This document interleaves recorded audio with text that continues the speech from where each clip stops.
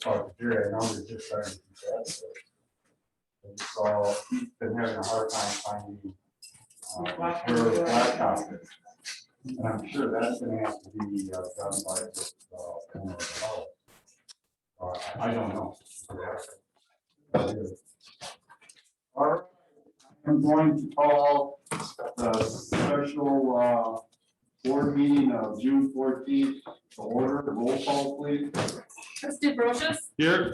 Trustee Thuzius. Trustee Brunner. Here. Trustee Hartman. Here. Trustee Pomykowski. Here. Trustee Calibrator. Here. President Langfeld. Here. Can we stand for a pledge of allegiance? Pledge allegiance to the flag of the United States of America and to the republic for which it stands, one nation, under God, indivisible, with liberty and justice for all.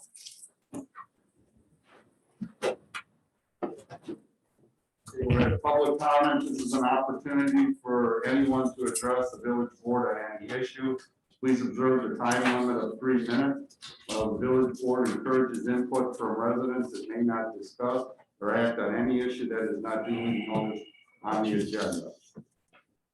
All right, I do have a few that have signed up for public comment. The first one on the list here is Matt Putin, 1894 Lewis Street, and regarding the mask mandate for Park and Rec.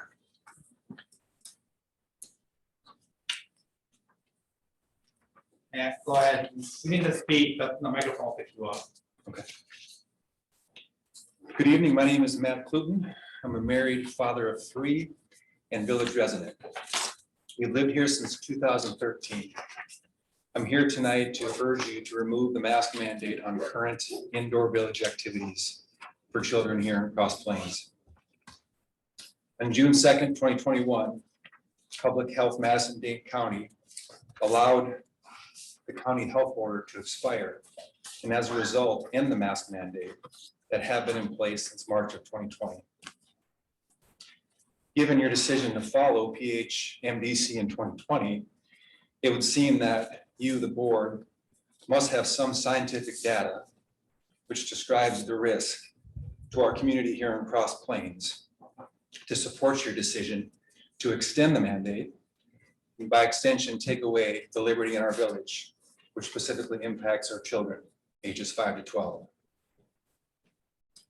Today, it's my hope to share with you current data, which I trust will give you what you'll need to change your decision and allow our children to breathe freely and enjoy their summer recreational activities as they were intended to do.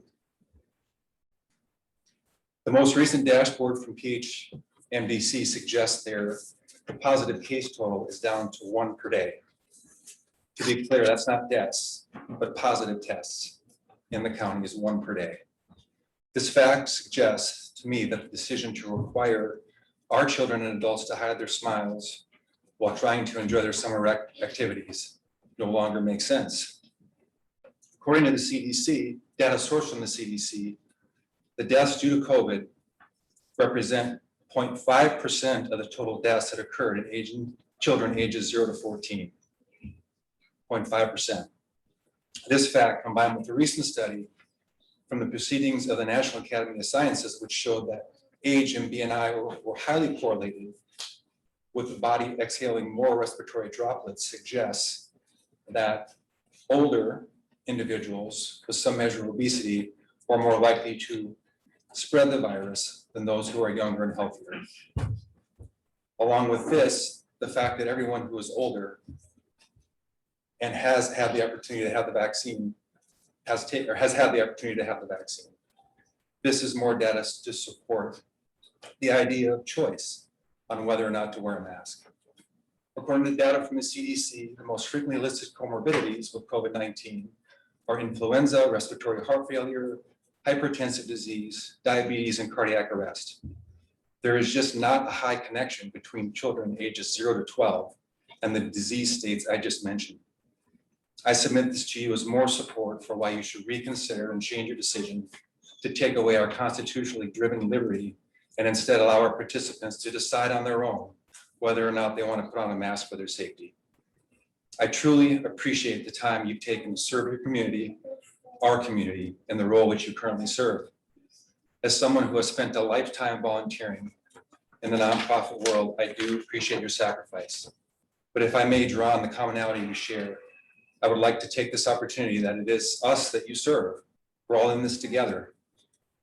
After volunteering at 2 swim meets here in Cross Plains, I can tell you the community is truly enjoying the freedom to connect and enjoy each other's company, see each other's smiles, give hugs and high fives freely when both sides are comfortable. A lot of people in Cross Plains are feeling comfortable. By no means do we intend to or ever will shame anyone who chooses to put a mask on. They are free to choose, it's their family's right. Having said all that, I urge you to remove this mandate and allow specifically the dance program and all indoor park activities to proceed with freedom of choice that our Constitution provides for. Thank you. Thank you. All right, next I have Allison Houghton, 1894 Lewis Street, and regarding the mask mandate. Good evening. Thank you, Cross Plains Village Board, for your service to we the people. I'm standing before you tonight, along with my husband, Matt, to begin a conversation regarding your board's decision to require our children aged 5 and up to mask while participating in Cross Plains indoor activities. We strongly oppose your decision to require masking and ask you to lift the requirement immediately and leave it up to individuals and families and parents to choose what's right for their child. Residents are confused by your choice to take matters into your own hands and go against Dane County Public Health's decision to lift the mask mandate on June 2nd after you followed their recommendations for 14 months. Also, village residents want to understand why you've ruled this way when other small communities like Belleville and Cambridge, who also are in Dane County, are mask optional / recommended with their summer programs. Again, leaving it up to the families to choose. Nelson Mandela once said, there can be no keener revelation of a society's soul than the way in which it treats its children. I would ask each of you, why are our children continuing to bear the burden of others' fear when we know that children are not super spreaders and they are recovering from this with 99.97%. When the pandemic began, the lack of knowledge about COVID-19 justified a pause in activity.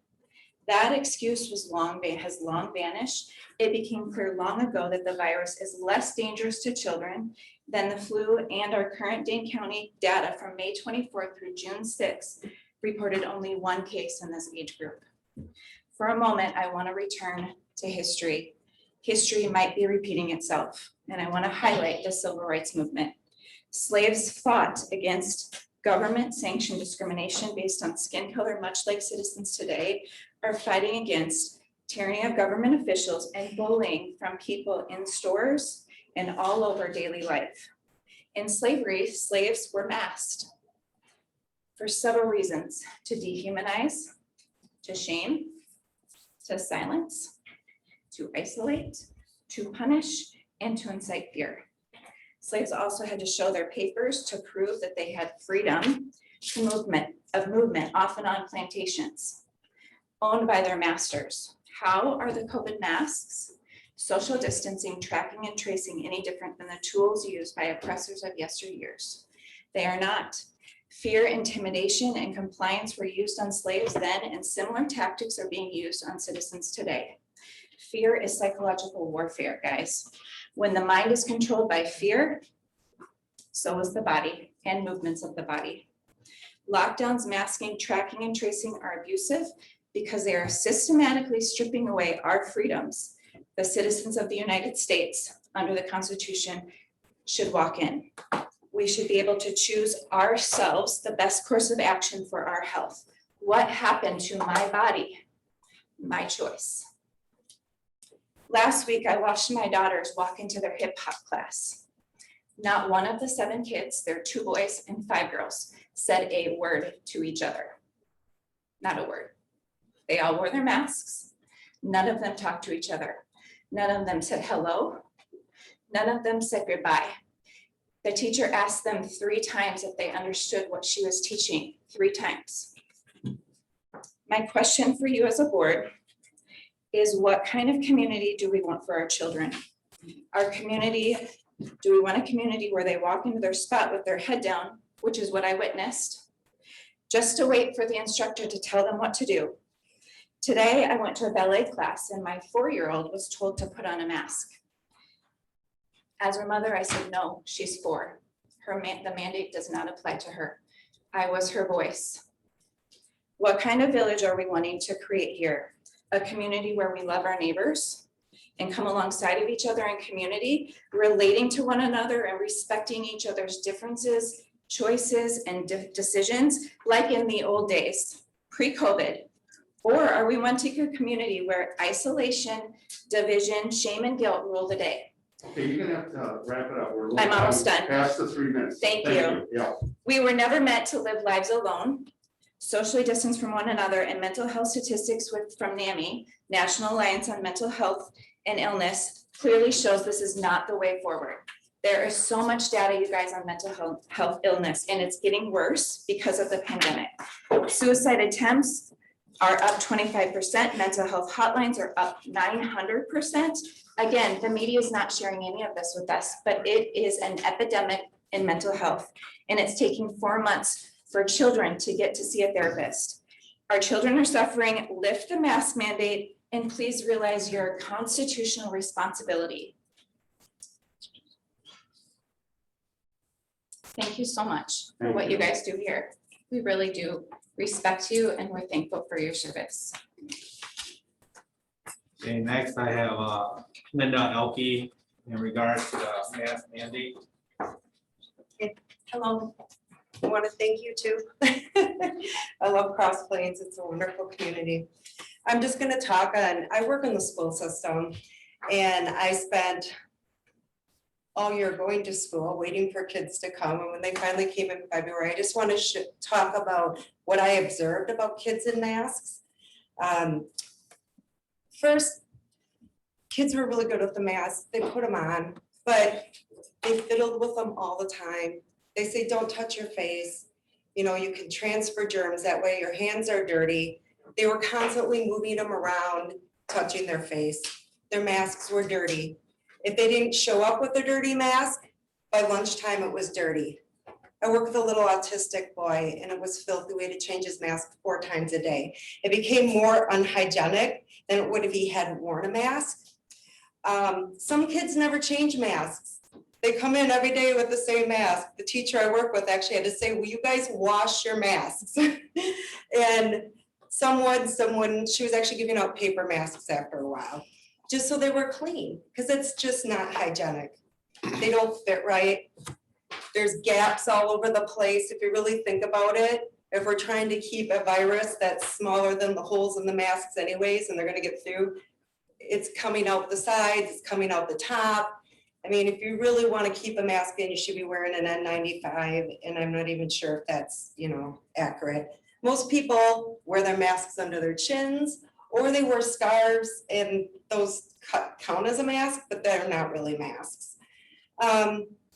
My daughter's hearing impaired. She struggled last year. She reads lips on top of trying to hear people talk. She, you know, her one ear, we can't put a hearing aid in. So this has been, we talk about, you know, mentally, psychologically, how damaging this is to kids. It was very damaging to my daughter because my daughter was unable to communicate with people or hear or understand what they were saying. She struggled in school.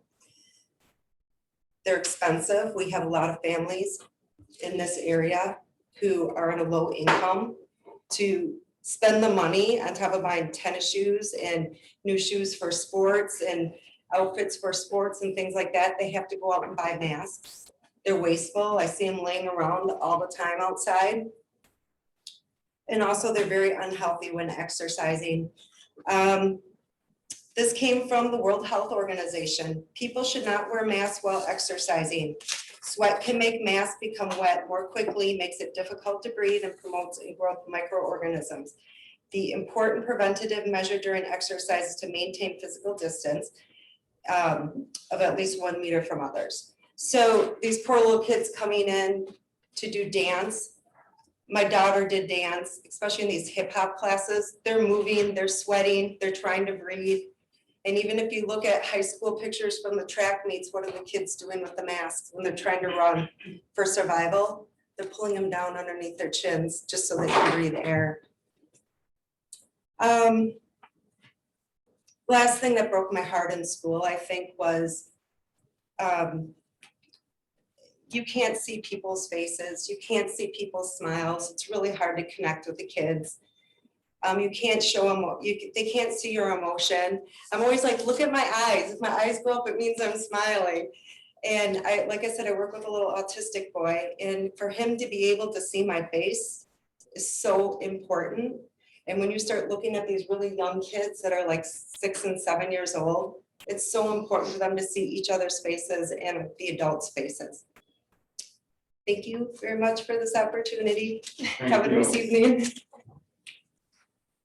Okay, next I have Daniel King, 2908 Church Street. Thank you very much. Well, thank you for letting me speak. I really appreciate your time, and I mirror everything that's been said. Thank you for your service to our community. We absolutely love living in Cross Plains. We've been here for 7 years, and it's a wonderful community with wonderful provision for family life. I want to add a personal story to flesh out kind of some of the statistics that have been given. My son, over the past year, has developed quite intense depression and anxiety. Now, I'm not saying it's all due to the pandemic, but the pandemic has been a large part of that depression and that anxiety. And so I'm speaking, when masks come into this, masks are part of the restrictions, which is part of the pandemic, which is part of the trauma. So what I want to speak to is that I tried to seek help for my son. And I, 6 months ago, went to the doctor. We talked about different options. I have not been able to find a counselor in Dane County for my son. Now, what I want to kind of expound on here is the reason that we have been turned away from UW Health. Now, my son is suffering, he is high on the scale with depression and anxiety. I had to take him into urgent care last week because he was saying to me, I can't do life anymore, I can't do life anymore, I can't do life anymore. And he was uncontrollable. As I said, the pandemic is part of the problem, not the whole problem, but it is a significant part of the problem. When I went in, they were like, well, we need to get a counselor. I was like, well, I'm trying to get a counselor. Last week, I called through 1, 2, 3, 4, 5, 6, 7, 8, 9, 10 places, different counseling centers all over Madison. I've also called a few faith-based ones too. There were 2 places out of those entire amount of centers that were able to put him on a waiting list. One place was able to put him on a waiting list, and one place was actually able to see him. But my point is not just about my son. My point is that what is the state of our children's mental health, that we are turning children away from most counseling centers for counseling for high anxiety.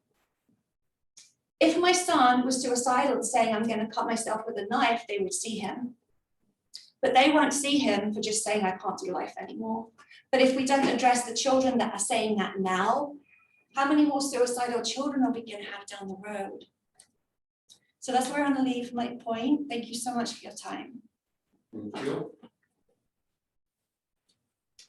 That concludes the requests for public comment. There's no one on. We do have a few on Zoom. I don't see any of them with their hands raised. I can ask the group. If there's anyone on Zoom virtually that would like to speak during public comment, please unmute yourself and announce yourself.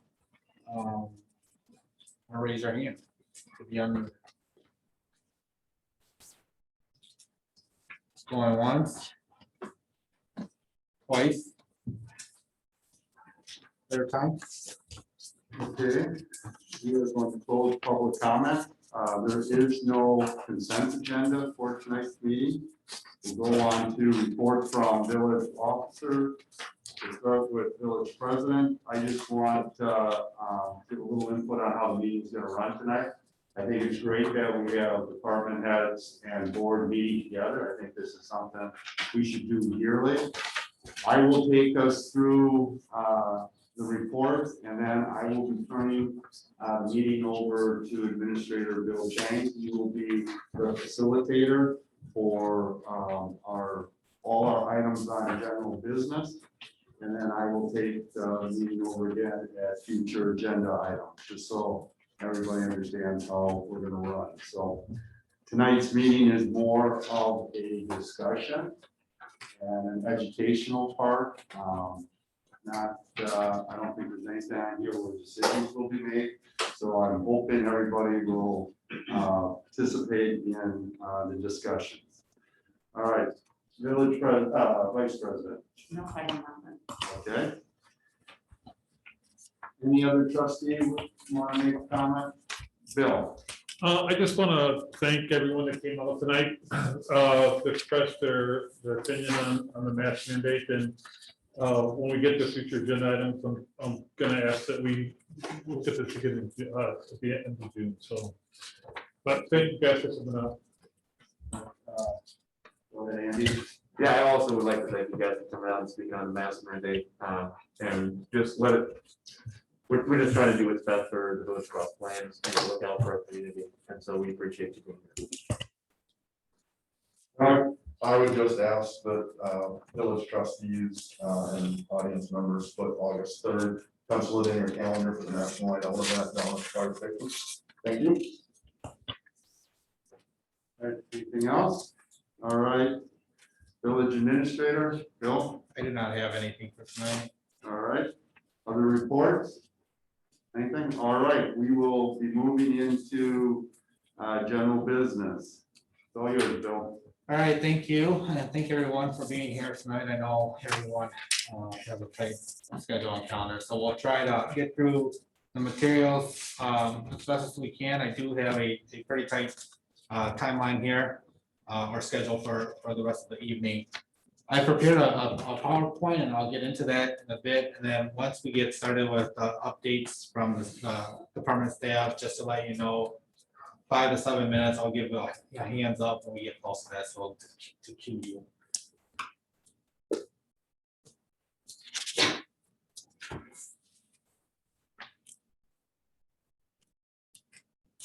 All right, so this is the PowerPoint. I want to go ahead and just walk you through some of the background items here.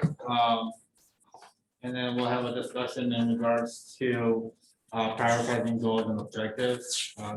The way that I've structured this work session is the very beginning portion of this, just to give a background about the village, the organization, how it's organized, and then allow for our staff to have or provide updates. The update is intended to give the trustees some background as far as what is currently going on, some of the challenges that we're facing or looking for in the future, and then maybe some recommendations to come out of that.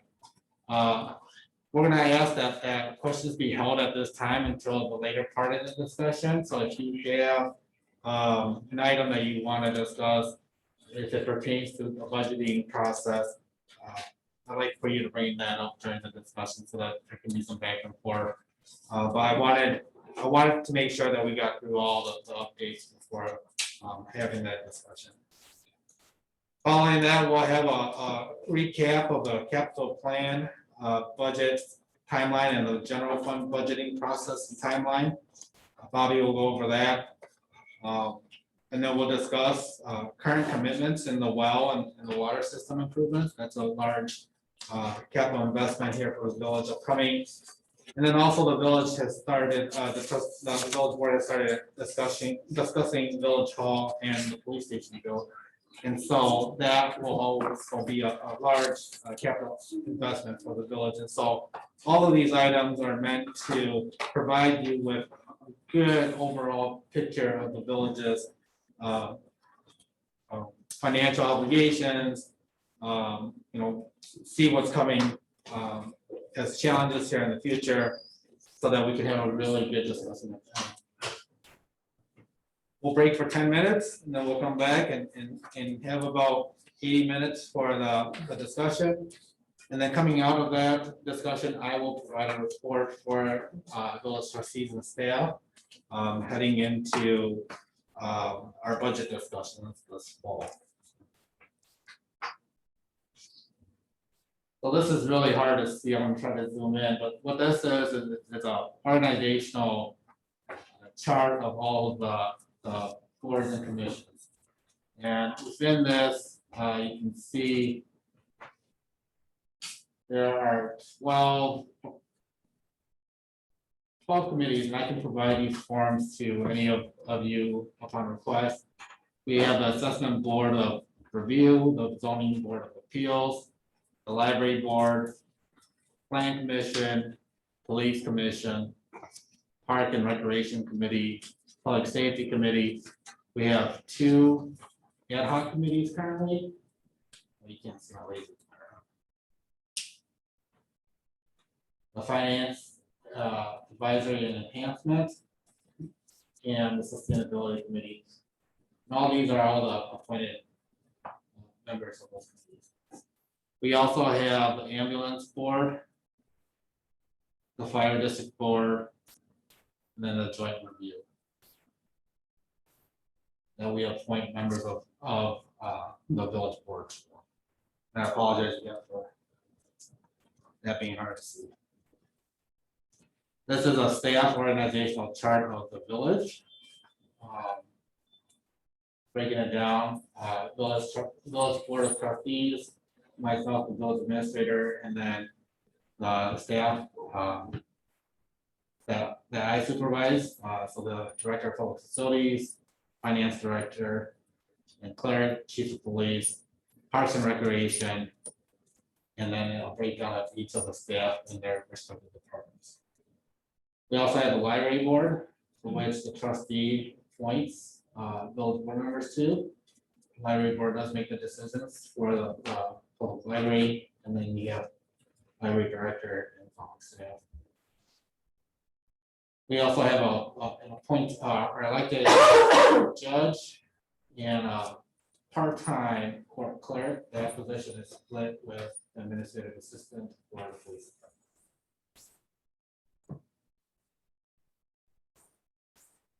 So this is just a flow chart of the decision-making process in general. This starts on this side and goes through. Reports or requests are made in general by trustees through future agendas or by communicating with myself or the village president. Reports come from staff and created department or through the department. They can come to a committee. And they can come from the public. They then should go to committee, commissions of the boards. Some of the commissions have the power and the boards have powers to make final decisions. This area, there may be, they may take in public comment at this point, and from there they will make the recommendation to the village board. And then the village board would hear it, final decision, and they pass a policy or resolution or an ordinance that puts it into action. The flow chart does also show that urgent matters or new business may be introduced from time to time from village board members or staff, and we can get that generally on the agenda. And then just understand that, so this is a cycle and that the village board may be able to refer items back to committee for more information. I can pass this out if you're interested. Jay, I don't know if you want to say anything about the process and if there are any questions. Yeah, I just want to make one thing. This is the process. The one thing I would add is, as you've seen over the years, we've gotten a little bit more strict and was brought up when we talked about efficiency of meetings, of having reports done like our consulting partners do. that is probably gonna be, I'm gonna hold people a little bit more. We're not just gonna put items on the agenda for general discussion. I think Bill has set a good example of having it identified what the subject is, justification on what you want done, and then if there's a fiscal impact or decision that's going to be made. Those all are gonna have to be done ahead of time, so we're more efficient and we have some directive and something for people to read. I think Bill's memos prior to all topics have been very helpful in understanding what we're going to discuss. The other thing I just want to spend a couple minutes on roles. While they're all up there, you know, the village board, I see as the policy makers. We're the ones that look at what direction we want to go with the village. Staff, they do the implementation, so they do the day-to-day of trying to get those policies implemented. The committees should be used on both sides. The committees should be used for public input, you know, getting this view of citizens. That's why we have citizen committees, but they also shouldn't, you shouldn't not assign them. The people that are on these committees are interested and dedicated to, so if you want them to do some of the legwork, it's totally okay for that to happen. I think a lot of them would actually want to do that, so make sure we take advantage of the committees, because there's a lot of really good people volunteering their time on these committees, so we should use it.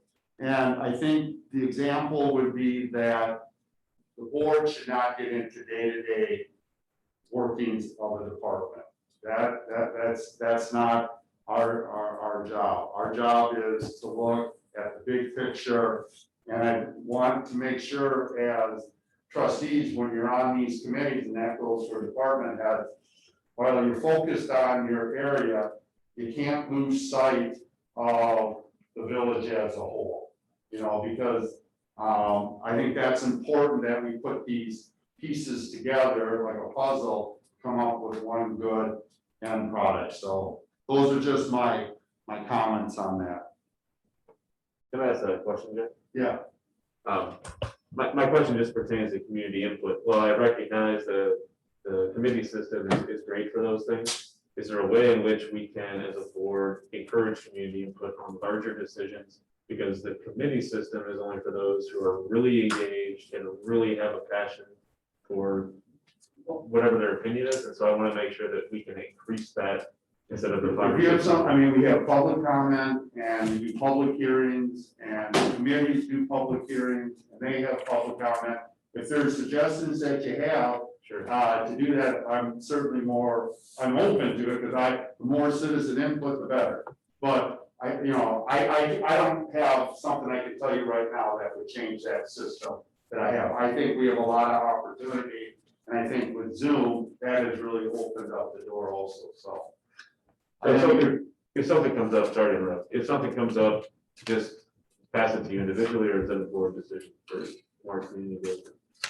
Well, you can bring it to me, and we can bounce it off and then bring it to the committee. Okay, thanks, Jeff. The board, yeah. Yep. All right. Back to you, Bill. All right, thank you. So, so want to pause here and make sure that see if there are any other questions in regards to whether it be roles or organization, decision-making, before we jump into the staff update.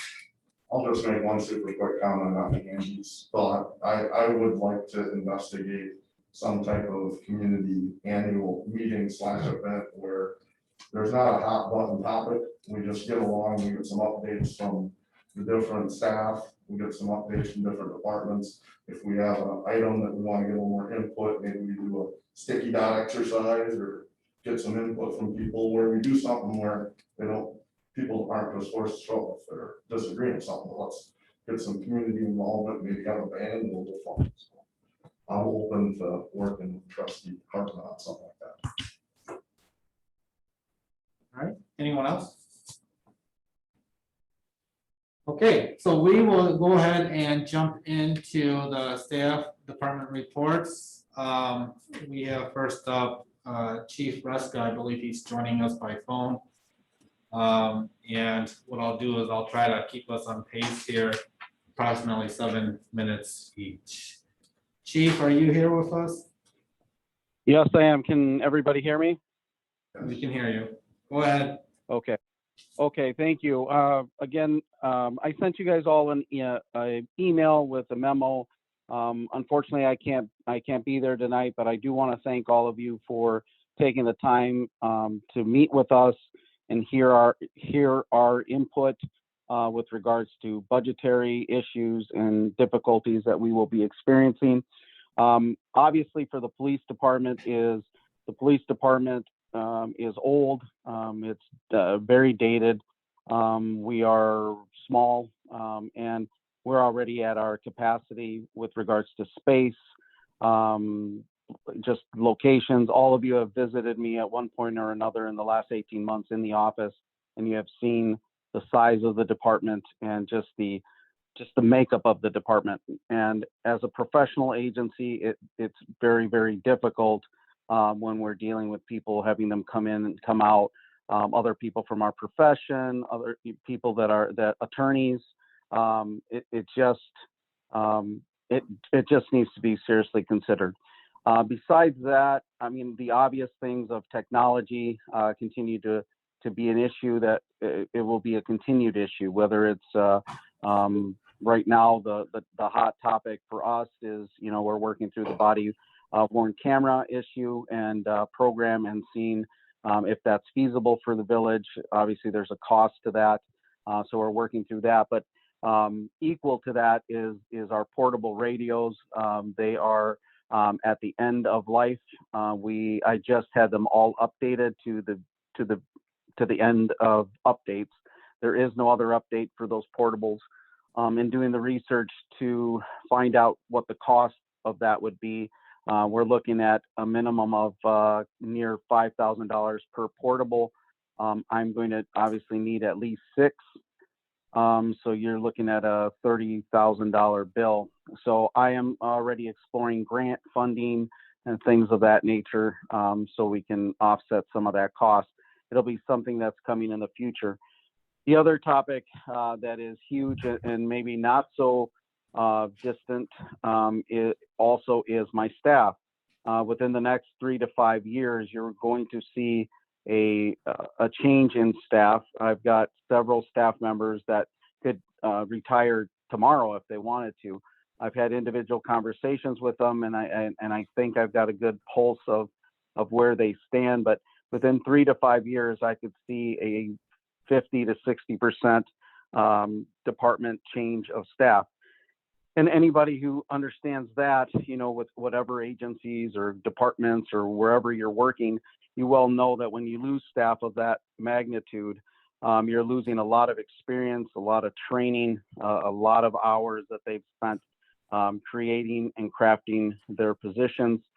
So replacing those positions is difficult when you're just replacing one, much less 3 or 4. And so that is something that we're going to have to prepare for. And I've already started to prepare by training, offering some training to staff that will continue to kind of work through, to kind of cross train as I still have these staff members on board. But that's another topic that we will need to discuss, because just staying competitive with wages, we're not finding a lot of people joining the profession anymore as it is, and it's not so much the money, it's just the profession. But let's face it, that the reality is that there is a cost, and if you can make even $3, $4, $5 an agency just a few steps away, we're probably not going to have the most qualified individuals unless we become competitive. So those are just food for thoughts. Again, I thank you very much. I really apologize for not being there. I had a commitment that I could not get out of. I've actually stepped away from it just to be able to have these moments with you. I encourage you to please, like I said in my memo, to please get a hold of me if there's any questions, any concerns. My door is always open. I believe that is the only way we can kind of resolve things, is working together. So thank you very much. That's my report, Bill. All right, thank you, Chief. Next year we have Chief Racky in the Fire Department. Okay, to those who I haven't met, trustees, my name is Justin Racky, Fire Chief. I've been was sworn in February after Dale Lochner stepped down, retired as chief. He's still in our department, but stepped down from his capacity as chief. So I welcome any of you to have to meet with me, call me, email me, whatever. If you have any questions about what we do, want to see what we do, what kind of equipment we have, what the day-to-day operations are of a volunteer fire department. As far as a department, our staff has been pretty good. We're gonna, in probably the next 5 years, we're gonna see a few more retirements overall, just people aging out or moving out of town and that kind of thing. But overall, we've been very lucky to have employers that are willing to allow their employees to leave work for daytime calls specifically. We have a large amount of people that are around during the day, so we've always been very lucky there. When we see other departments that we mutual aid with during the day, we might see 5 of their members and 4 of their trucks. So we have always been able to at least fill a couple trucks during the day. So on the staffing side, we've been really good. Been very lucky, I should say. The news of volunteerism being down. We do run into times where we don't have applicants to bring in, but we try to market ourselves as much as possible.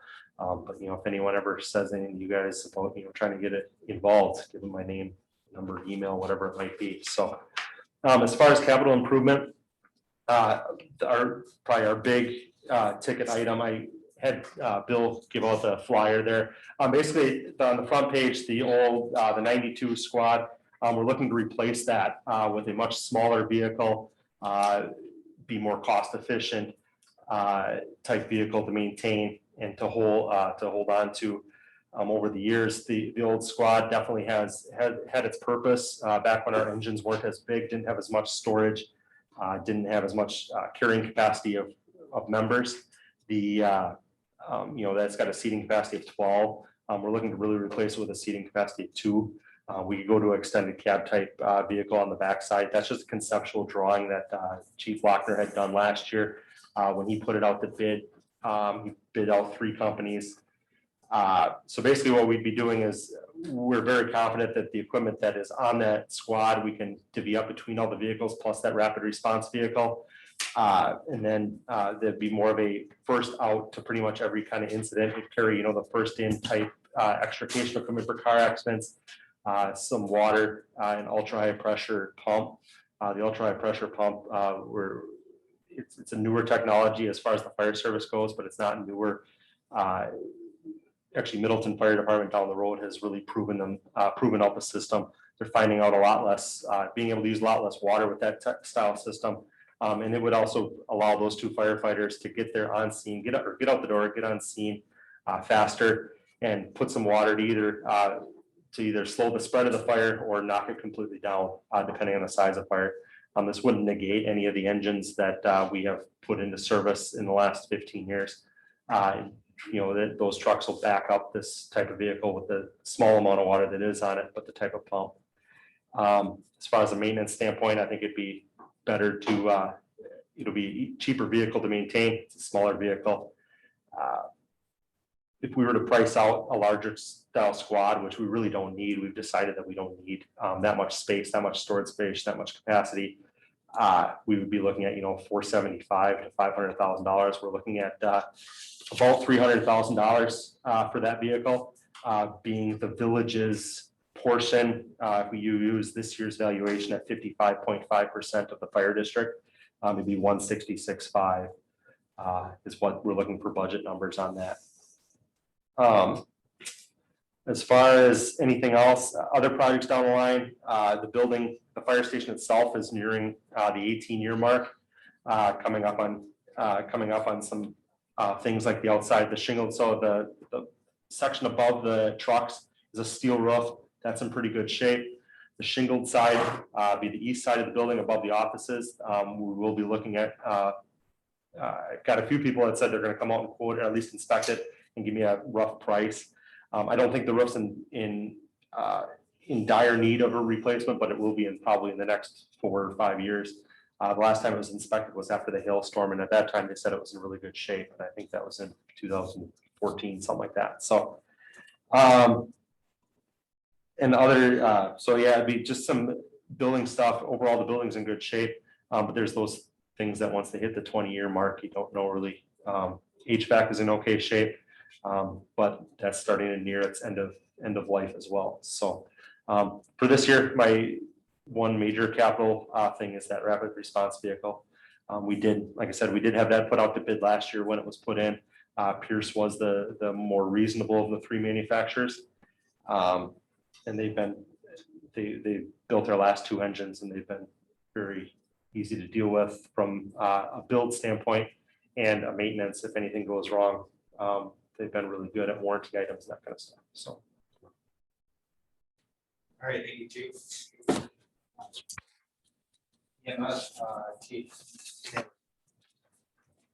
everyone. My name is Erica. I'm the EMS chief here for Crest Plains EMS. I apologize for some of you heard part of this still at the Public Safety Committee meeting, but some of it is good information to go over for everyone. We are currently at 166 calls for the year. May was our busiest month yet with 43 calls. We're not really seeing COVID-related patients, but we are still seeing the aftermath of COVID. We've really seen an uptick in really sick patients, and these are people who were either scared to go to the doctor or just could not get into their doctor, and they weren't maintaining their, just their normal illnesses that needed maintaining throughout the last year, as well as an uptick in vehicle accidents with both cars and bicycles. We are currently sitting with 28 members. We have 3 full-time providers, 5 part-time providers, and 20 volunteer providers. COVID updates. I'm really proud to say that none of our providers were diagnosed with COVID in 2020. So some of the protocols we put in place really helped. Over 90% of our providers elected to receive the COVID vaccine when it was made available to them. We did not mandate that in any way, shape, or form. They just decided to get it. We were able to help out our community partners by spraying buildings and services with a selectricide spray we were able to obtain. We sprayed the library here after elections, fire station after meetings, the police station and their vehicles, as well as Village Hall when they had possible COVID. We were able to help facilitate PPE accrual for the assisted living facilities in town. When COVID started, they asked that EMS give the facilities PPE, and that way the EMS services could then be reimbursed by Dane County until they really had a good organized way to get that down. So we were able to help them with that. Because of COVID, we did accrue significant overtime costs due to volunteer providers taking leave due to work requirements or personal restrictions. And then medical supplies and equipment costs skyrocketed, and it caused our budget to double in that category. Our biggest needs is more providers. The EMT basic class is now 184 hours and is stretched out over 2 semesters and costs roughly $1,200 per student. AEMT, which is the level service that we run at, is a 4-credit course offered over 1 semester and costs roughly $1,000 per student. In comparison to the fire department, like entry-level fire is fully reimbursed by the state when students are done. None of our EMS classes are reimbursed in the same manner as fire, so that tuition comes out of pocket. We do get FAP funding through the state each year. However, that number varies, and it's also to be used to cover the costs of new radios, pagers, general equipment like that we need to replace. So it's not just tuition, and the dollar amount, depending on what we have going on or the number of students we're trying to get through class, does not cover all of that. All providers are required to certify every 3 years. We do offer an in-house flexible refresher option with our in-house training. We do our normal trainings every month at the EMS station, as well as offer virtual options through UW, SSM Health, and then any other accredited providers that send information our way. Approximate cost for refresher courses, if people weren't able to catch enough of those virtual or in-person trainings. The EMT basic class is a 30-hour refresher course and costs about $113. AEMT is a 42-hour refresher course and costs $158, all of which is out of pocket as well. We're all required to do CPR with certification every 2 years. And now Dane County is recommended with their high performance CPR that we do an in-house refresher at least once a year, if not twice a year, to stay fresh with that. CVO certification every 2 years, which is driving for the ambulance and emergency vehicles. And then we also have to do an in-house advanced skills recertification 2 times a year to make sure everyone is staying current with airways, IVs, medication, very specific itemized training. Staffing right now, I like to describe it as a teeter-totter. We can keep it level, but if one full-time provider or if additional volunteer members are taken out of the equation, our teeter-totter is going to hit the ground hard. We have been looped in with METC. They're offering a new EMR program for high school juniors and seniors, hoping to get some kids into the medical field or to see if they're interested in it. I did let them know that they can be part of our crew. However, 18-year-olds cannot drive our ambulance. So they can be part of the medical provider, but we would still need additional crews to function as a crew. Once staffing is better stabilized, we are looking to certify more providers as CPR instructors. So in order to do that, you must be approved and accepted into an AHA-approved training center. You have to successfully complete the instructor essentials course for the discipline for which you are becoming an instructor. And that includes both online and in-person classroom training. And then you have to be monitored teaching a class within 6 months of that. We would also like to revamp our public education and outreach opportunities. This year we were able to teach and certify the 8th graders at St. Francis in CPR, which is now a requirement for them.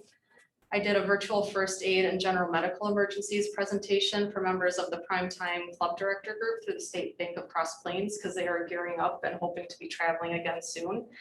And that group, everyone is at least over the age of 50 and they just really wanted, if someone has diabetes, how do we help them if they're not acting right? Just kind of that knowledge. So that was a very good presentation and discussion. We want to get back to working with school age groups. During EMS week, we would get out to the daycare centers and just other facilities. And then COVID really obviously shut that down. But this is the first community I've worked for where there isn't a high school here, which makes it a little weird for us because we can talk to the younger kids, but really the high schoolers is a good recruitment effort for us. So I'm hoping to reach out to the Middleton High School and just stuff like that, see if we can kind of get, in their ear as well. And then look into hosting an open house for EMS week in 2022, as long as everything is open. And I do have just some more specific numbers, but we can save those for the budget talk instead of now. So. All right, thank you. Next, we have the library. Okay, I thought I would share a few happenings at the library as we have begun our summer program. We are still doing most of our programming virtually. And today was our first program and we more than tripled the amount of participation over last year at the same time, with over 65 people watching a deaf magician perform. It was a wonderful program. We're also doing a series of story walks around the community, and we have partnered with the parks to do some in Xander Park. Our current story walk is in front of the library, and you can walk across the windows and see the story there. We are also doing a new project called Friday Field Trips. So our children's librarian is going around to various businesses and personal homes and doing a story from these locations and then videotaping an interview with the people that are participating and showing the inner workings and the back rooms of some of the establishments. So those will start being posted on our Facebook page around noon this coming Friday, and that should continue throughout the summer. And then a rather significant project that all Dane County libraries are working in conjunction with is called the Ripple Project. This began in late 2020. And I'll explain it in just a second. The collaboration is with what is called Beyond the Page. It's an endowment that was formed and created by Dane County Libraries with the Madison Community Foundation. We raised a significant amount of money to have a constant fund of money for endowment programs. And so we are putting this into what's called the Ripple Project. We have joined together to participate in ongoing internal work pertinent to race issues, supremacy, and social justice. Internal work will support the external work of diversifying Beyond the Page programming and engaging the public in meaningful conversations about race and social justice. Another goal is to create more inclusive and equitable libraries. To date, we have assessed our organizational culture through an equity audit. Staff participated in providing individual assessments and took an inclusion survey. The information was aggregated and presented during foundational workshops moderated by Cream City Conservation and Consulting out of Milwaukee.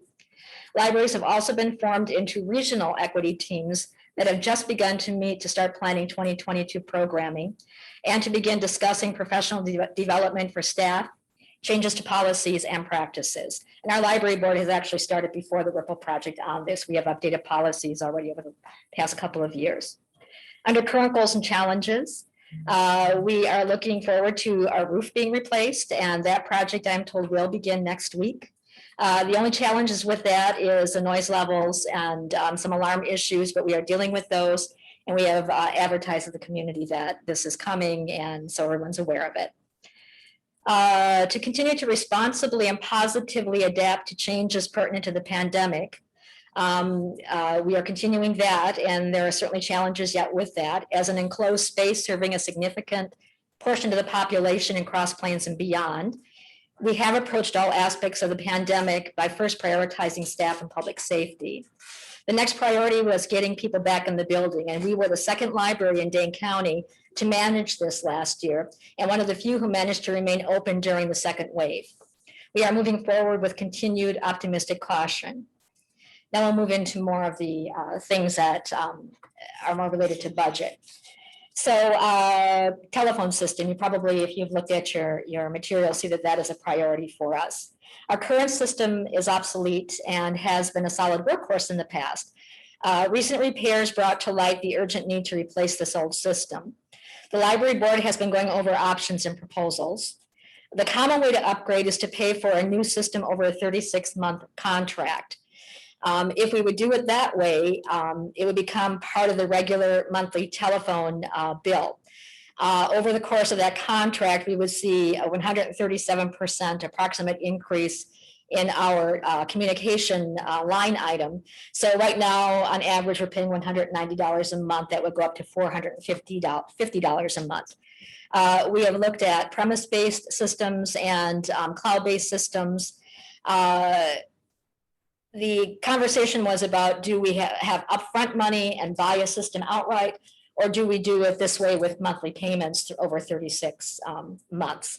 And we discovered that the cost to buy a system outright was definitely more expensive than to go the route of monthly payments.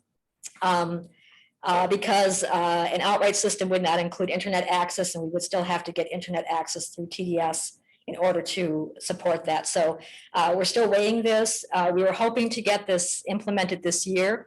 And our plan would be that we would use fund balance money to cover that difference throughout the end of the year. So there are funds available for us to kick this off this year. And it is fairly urgent because we've had some failures on the current telephone system.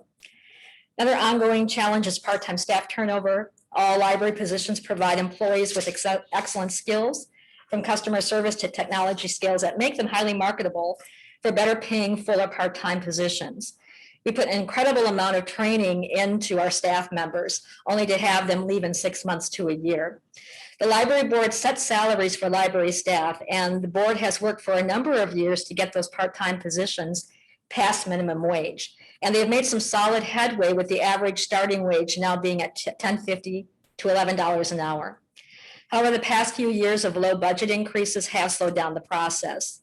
The goal is to continue to improve those salaries with the intent to reach $15 per hour. This is contingent upon the village providing an increase in the bottom line budget that would allow the board to continue increasing these salaries beyond the percentage recommended by the village. Another ongoing challenge is full-time staff salaries, and I know that that is a cry you're hearing from every department at this point. We have only had staff salaries for full-time employees increase modestly over the past, well, since 2011. That was the last year the library board had a generous enough budget to increase, to make some headway improving those full-time salaries. Since then, budget increases have been modest at best, subsequently not giving the library board enough funds to increase salaries to bring them in line with other professional salaries in the village. I'm almost out of time. Let's get on to the next one. Forecast of concerns and changes in the near future, space needs. The current facility was designed as a 10-year building. The original building program statement called for a facility that would take the library 25 years into the future. Due to the level of funding provided by the village at that time, the size was reduced. We raised a lot of money to be able to make a 10-year building happen. We are now 15 years in, and the facility is nearing capacity. Through careful plan of weeding of materials and ingenious ways of utilizing space, as the library evolves, we've managed thus far. There's still some floor space to add extra shelving. At best, if we could expand that building, we could only put a wing on the west side of the building. We couldn't afford to put infrastructure in or a basement, infrastructure to build up or a basement in that building, so we're very limited. We do know that there is planning underway for a new municipal building and police department, and it's understood that that is the priority facility project. We will continue to work on ways to exist in the space we have, but it's important that library expansion becomes part of future village board discussions. And then one other thing, storm shelter. We've had a lot of concerns here that we don't have a basement, and weather becomes volatile, we have no place to really go except the kitchen right over here, the only interior building. And we would like the village to consider putting in an underground storm shelter on the grounds that would serve both the public here and possibly the pool. And then shelving, we'll talk about that a little bit later, but we are putting that off for another year. Steel prices are through the roof. The last cost that we gave you for shelving back in 2019 was $53,000.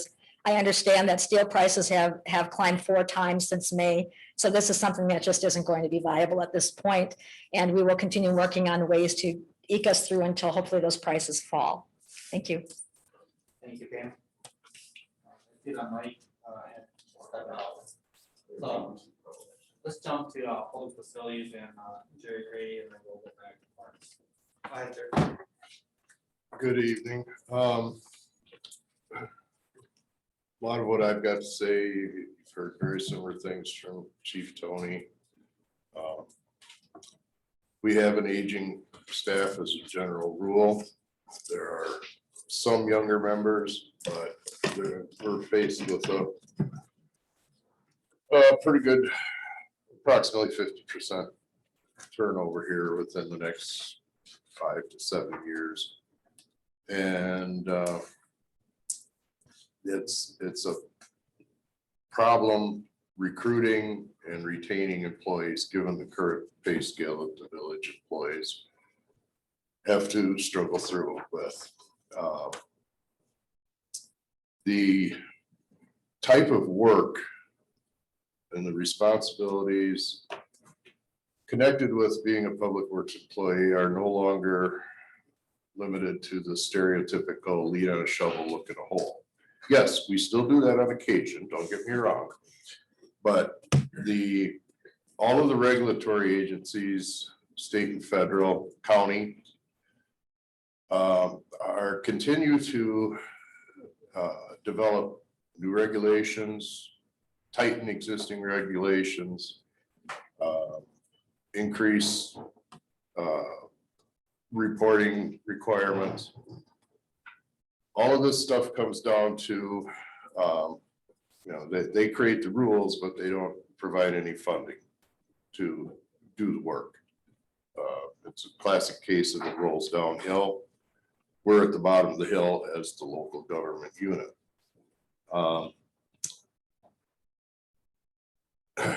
The primary goal for the next few years, in my case, is to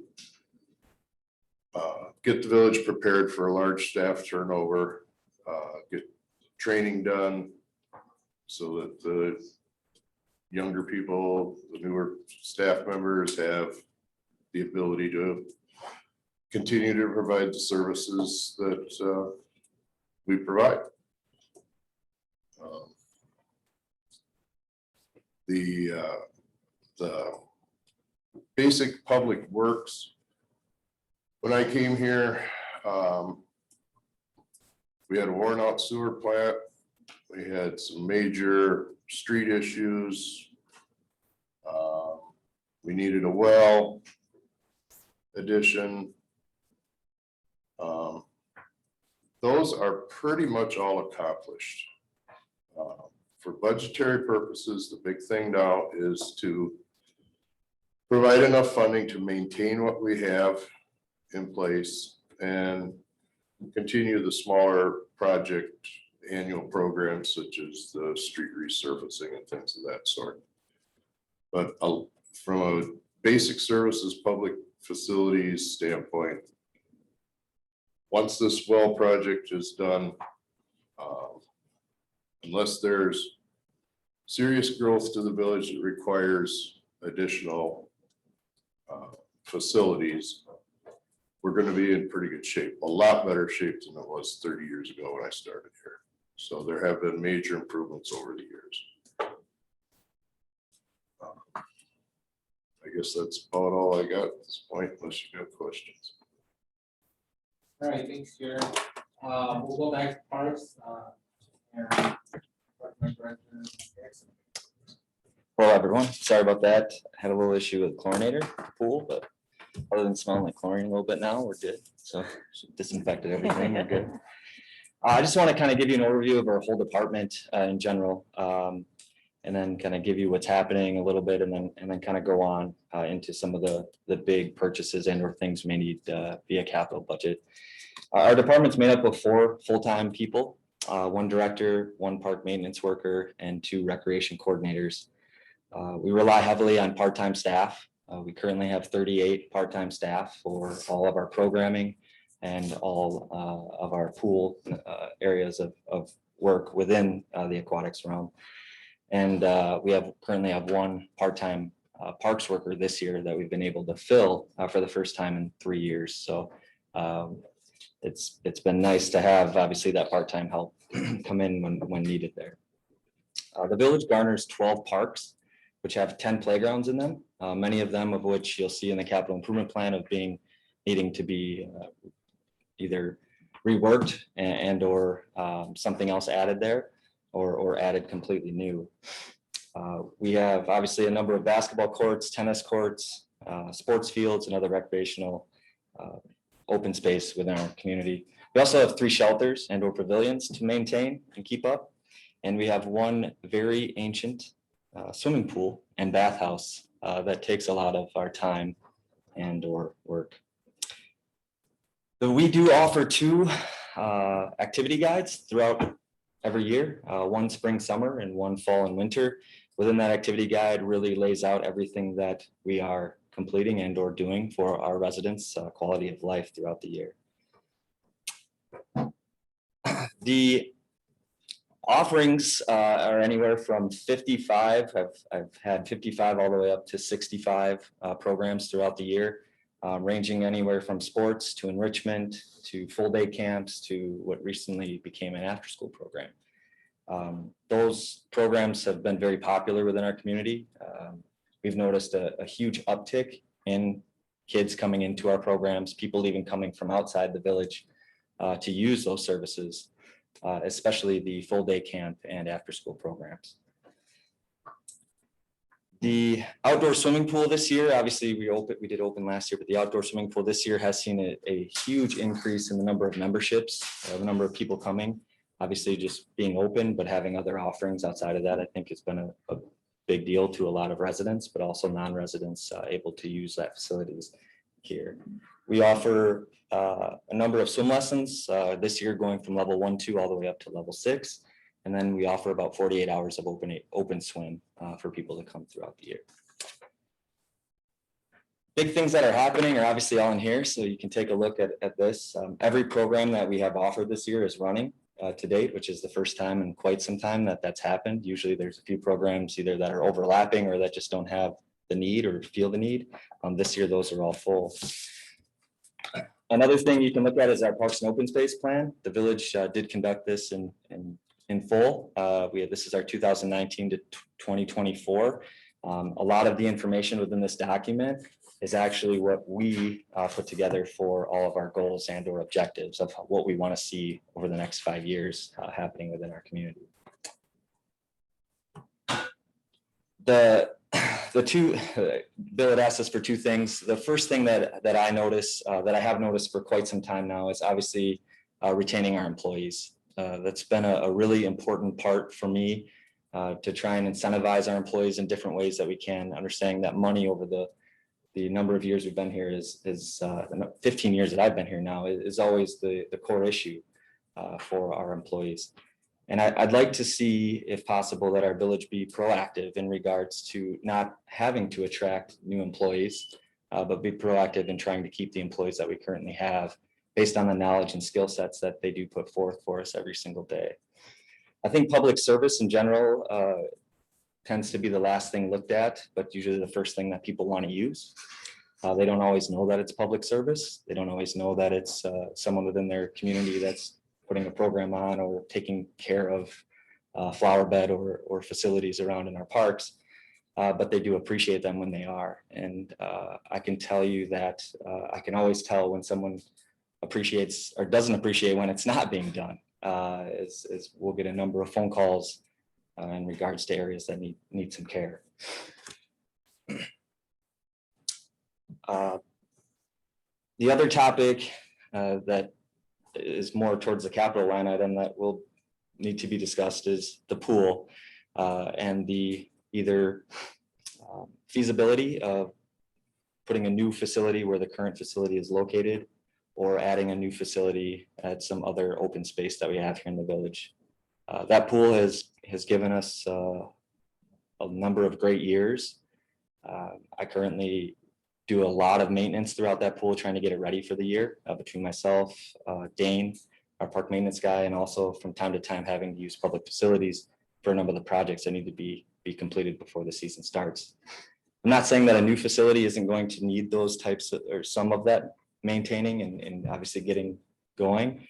But we run into a lot of issues that the current facility, the way it's put together, the way things are done, isn't meeting those needs. The concrete that's underneath the plaster that's currently holding in there is not in good shape. There's a number of areas that the tiling is, and that also all the grouting is done, the caulking is done. That doesn't adhere to it because there isn't any concrete left. So we do obviously put the caulk in and we put the tile back in, but every year, which has already happened, there's the tile in that area has already popped off just because it's not holding anymore. So.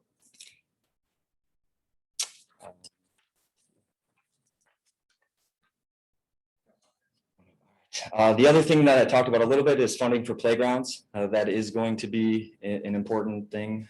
Something that I have in the 5-year plan already of trying to do one playground a year. There's a number of dated playgrounds within that. The expansion of Bear Park and the redevelopment of Bear Park in other areas. The trail expansion to the new development, whether it be Creekside Crossing or even out to the Scenic Valley subdivision. And then lastly, the amphitheater in HM Zander Community Nature Park, working with the Lions Club to complete that project. That's it. All right, thank you. Well, next here we'll jump to community development, and I'll cover this. I'll read to you what I prepared in regards to the different disciplines in the community development sector.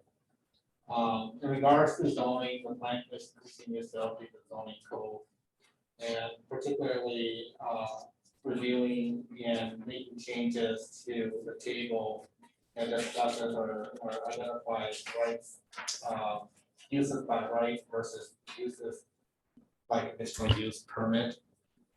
So as part of that, a new zoning map will most likely have to be created to encompass any new districts created and identified in that process. As far as planning, the Plan Commission will be seeing a drafting of the official map, which is authorized under the Village Ordinance Chapter 81. And the official map is intended to show location and extent of all platted and existing streets, highways, parkways, parks, and playgrounds within the jurisdiction of the village. The official map can also be used to show the anticipated developments within the 1.5 mile extraterritorial jurisdiction of the village. And so that is currently the power that the village does have in identifying and not allowing building construction on those sites. Regarding economic development and tourism, I believe the chamber is currently active this year. They are working through their process to ramp up to full activity in 2022. A reminder to the village board that the village previously budgeted approximately $15,000 to support the chamber except for this past year with the pandemic, I anticipate that this ask will be coming forth from the chamber in this budgeting cycle. The village continues to work with Gateway to the Driftless area to identify a regional trail system through the Black Earth watershed, connecting Middleton to Reedsburg via the state park in Baraboo. The Gateway to Driftless has recently requested funding for a pedestrian bridge across the Wisconsin River, and we'll see where that goes.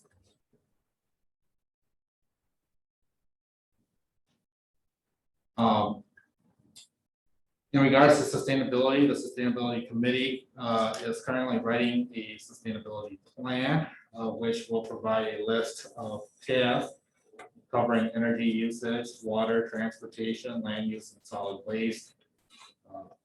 That will then be recommended to the village board and potentially could impact the way that the village board those tasks will require that the village board take conscious effort and or potential allocation of resources toward those efforts. In the world of emergency management and hazard mitigation, we're currently working on the village's emergency operations manual. That has not been updated since 2003. We did start work on that last year, but was postponed due to the pandemic. Also, Dane County will hold its 2023 Dane County Natural Hazard Mitigation Plan update kickoff meeting on June 16th and 17th. This is very important because anytime there is a hazard mitigation grant, they look to this hazard mitigation plan to qualify your project. And then we continue to work with CARC on green infrastructure within the Black Earth Creek watershed. The objective of this project is to identify stormwater or flood water mitigation projects throughout the watershed to be implemented as part of those local communities capital improvement planning. A common theme across all these issues is that, currently we don't have a dedicated line item to any of these items. We do have funding available to community development in general, but that comes from developers and it is essentially a pass through to the costs associated with those developments. And then that ends it for my community development update. I'm going to go ahead and jump into the administration update just to get us started, and then we're going to go through with Bobby. The one item that I do want to bring up during for the administration update is just to mirror and reflect several of the comments that you heard here tonight in regards to retaining and or recruiting talent, especially within the next 3 to 5 years or 5 to 7 years. That clock actually starts now. So we have a certain amount of time to get whether it be current staff or new staff really to the point where they're efficient and maintaining a high level of service as we're all used to. And so hearing from staff in the 2 years that I've been here, I believe this has been something that has been foreseen and has been coming. I understand that there's been several efforts in the past, but I would implore the village board to continue to look at the strategy and this type of effort, and it's going to take some time. So that's all I have to say. Bobby, go ahead.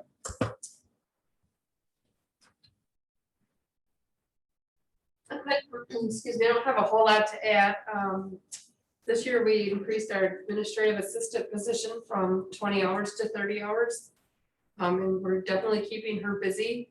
And there's, been requests or conversations about still trying to make her full-time. I'm not sure if that'll be coming up next year or in a couple years, but definitely that will be a goal for us to get that up to a full-time position. Elections have been running smoothly. We obviously are still having a lot of absentee voters. One thing I want to look into is, excuse me, I have a cold here. An electronic poll book system. I'd really like to look into that. I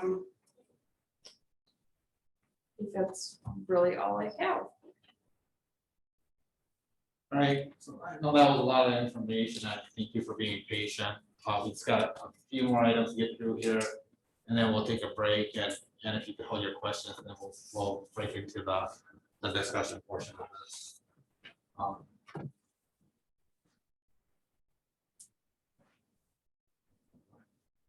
Sure. Looking at the capital improvement approval schedule there, there was an initial email sent to department heads May 19th.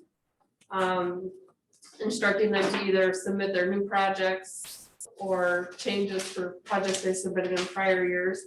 And those need to be returned by July 2nd. So then the draft capital plan will be submitted to the village board at the July 26th meeting. And then we'll start discussions in August. And then the final approval for that is targeted for the October meeting, October 25th. And then as far as just the general operating budget, in June, we set our goals and objectives is kind of what we're starting tonight. And then I will be mailing out budget templates to department heads, hopefully by the end of this month.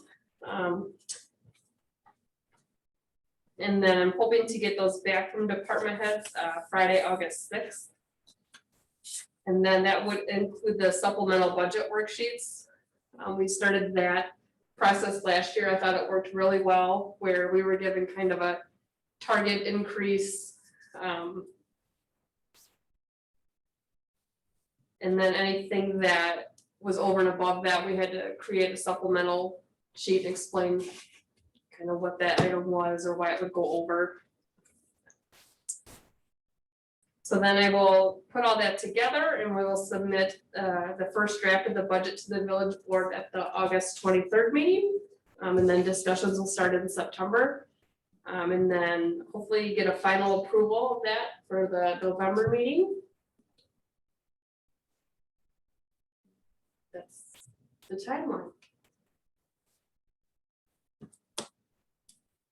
So we wanted to take just about 5 minutes here to talk about the well and water system fiscal impact, and then jump into also the village hall and police station impact. So this is just a quick review, and these numbers could change potentially. Now, the large expenses that we have coming to us over the next couple of years include drilling the actual well this fall. We'll see something on this in our, I believe, our July meeting in regards to the bids. Estimated at approximately $410,000. In the spring of 2022, we'll move to bidding and construction of the pump house for well number 3. And as part of that, we'll also have the well number 2 modifications. That was approved earlier this year. Together, that has an approximate cost of $3.1 million. And then we have a reservoir repainting in 2023 that shows up on the capital improvement plan. That's estimated at $500,000. All these are driven by requirements from the state and to solidify the safety of our drinking water. Note that we are currently looking at another PSC rate case to consider all 3 projects. In talking with our auditor, likely the way that we will structure the rate would be to implement in 2022 at the conclusion of the well drilling, and then it will increase in 23 following the construction completion of both the pump house and the modification project.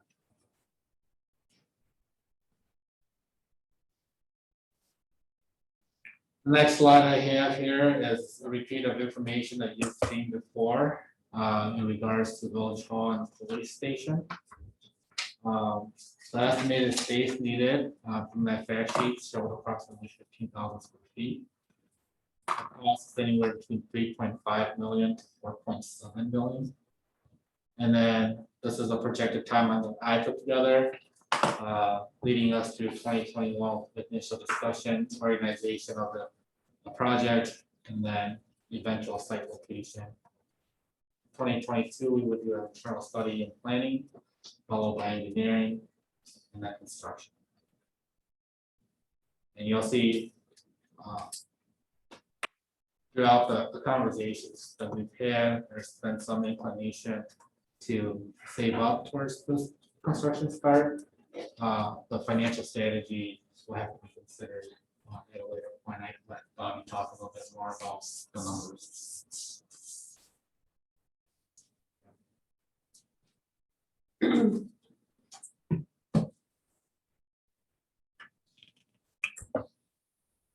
I don't have anything real concrete. I just pulled some numbers together for the discussion if there was any specific questions. Looks like we'll have some drop-offs in our debt payments in the next couple of years, definitely by that 2025, 2024. There'll be capacity in the levy to, make the extra debt payments.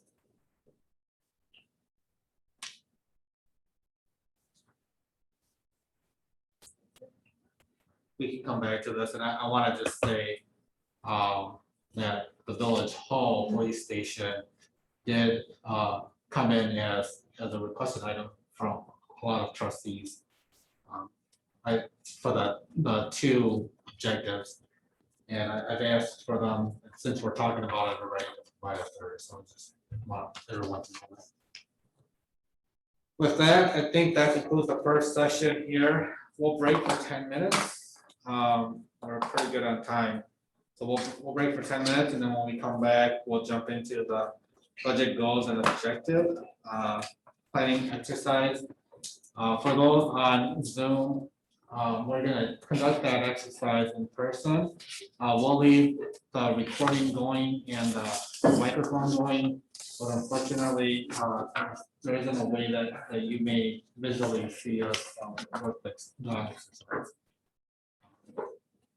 Then we'll mute for 10 minutes, and we'll plan to meet back here at 7:37 on my clock.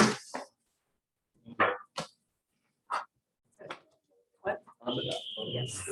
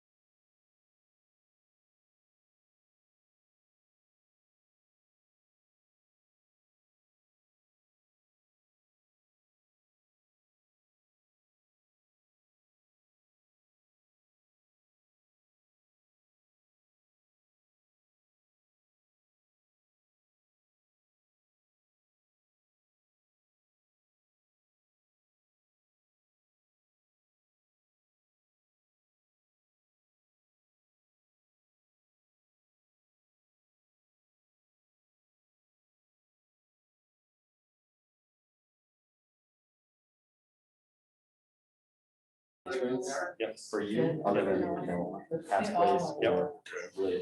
Yeah. Something good? Well, I have 737s, so we have. Haven't been there in quite a few years, yeah. That was a really pretty area, there's a lot to do. I'm sure things must be back up. Very cool. So, want to make sure I'm recording here.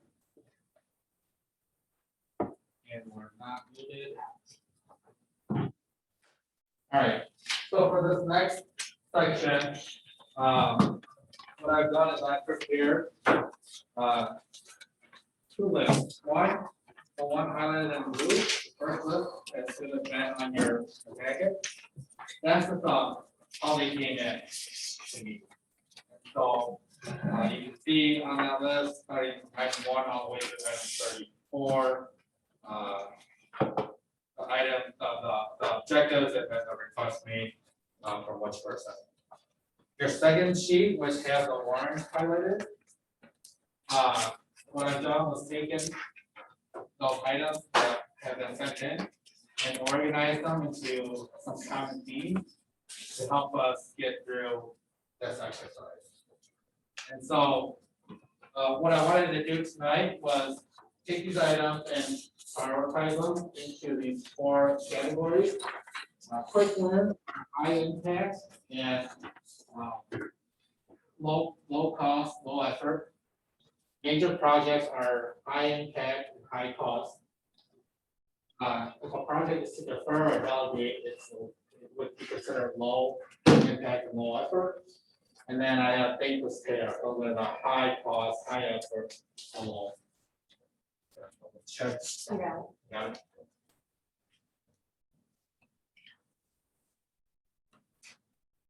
And so this is intended to be an open discussion.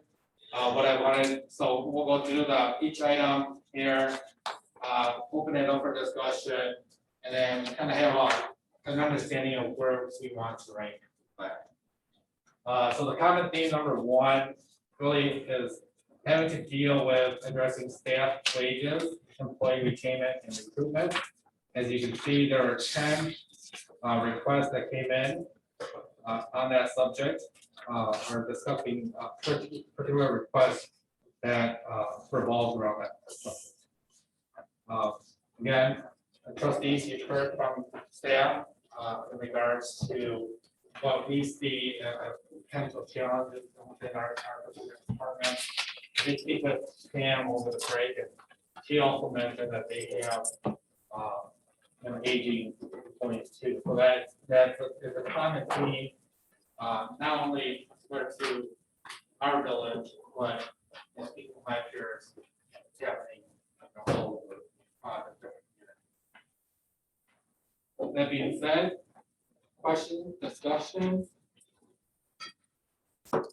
I just want to make one super quick comment. So, I spent a lot of time in the training and development world at Graver and Springs Window Fashions. And the one thing I just want to make sure we're all clear on is that wages aren't the only part of employee retainment and recruitment. What I mean by that is empowerment, engagement, culture, flexibility, really working together to accomplish something and be a part of something is also a very worthy retainment and a way to keep people and build a culture about who Cross Plains is and what it's like to come to work and be a part of the team. It's kind of like in sales, as soon as there's an objection to sales, everybody says, well, let's lower the price. We lower the price, there's some value missing. And I certainly think our wages need to be competitive and a part of a package, and it needs to be looked at right. I'm certainly not opposed to raises. I'm just saying that I think we should look at the whole package, what people are doing, how they feel. And I think you can go a long ways to building a culture where people want to be a part of it and work, and feel engaged, and feel they're making a difference. So just want to make sure that it's not just a wage conversation, but also a whole package conversation. Yeah, can I just add something to that? Also making sure that they have like a sustainable work-life balance. You don't want your employees to be overworked and feel like they're being stretched too thin. And so, whether or not we're just raising wages or adding more benefits, maybe hiring more personnel, or at least putting those opportunities out there so that we get a little burden of everybody so that they're working in a little bit more comfortable environment than they currently are. I think would go a long way as well. Any other comments? I would just like to make note that almost a third of the people who participated in this priority list, we're talking about this very issue. It's the number one issue on the list, and so we got to make sure that we take care of the people who were concerned. Jerry over here. In response to Doug's comments, way I run my department, we do make it a good workplace environment. I offer flexibility, empowerment, training, feeling of ownership. And I think that's the only reason I've been able to keep the staff that I have, quite frankly. There really isn't anything left in my department to offer except money, as far as I'm concerned. That goes for the library too. The two full-time subordinate employees have been with us 14 and 15 years, and you could look at their salaries and see that that certainly isn't the only reason why they stay.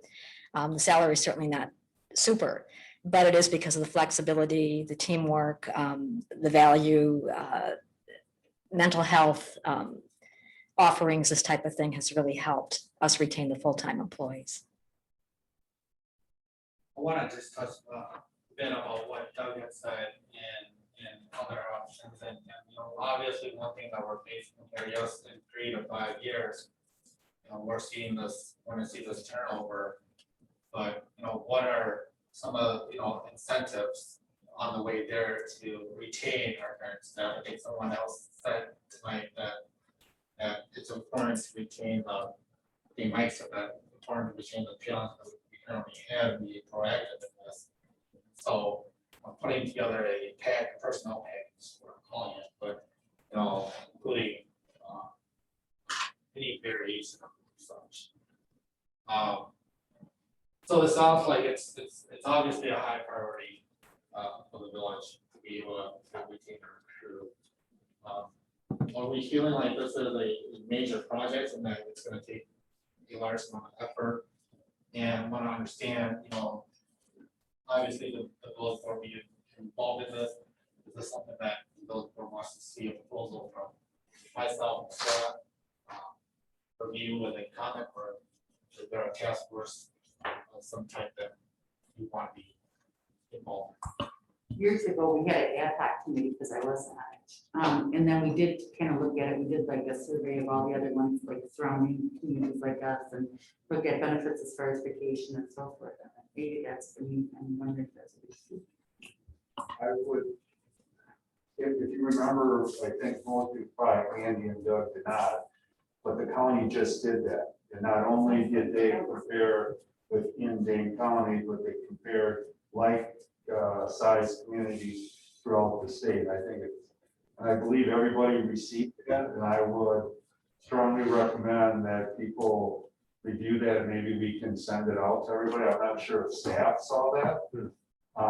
But it's a long read and there's a lot of data there, but I think that is the important starting point of actually defining what it is that we want to look at.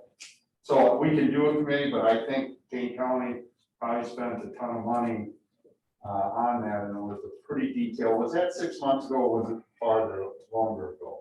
For some reason, I remember. It's all 6 months. Well, 6 months. Was that- It's pretty, it's fresh. Was that Dane County or the cities and villages? Cities and villages. Yeah. Dane County, cities and villages. Or, yeah, okay. But they went Yeah. outside to give you a comparison. Yeah, Because HR there Buff aren't did it. that many communities in Dane County that are 4,000 people. So they went to other areas.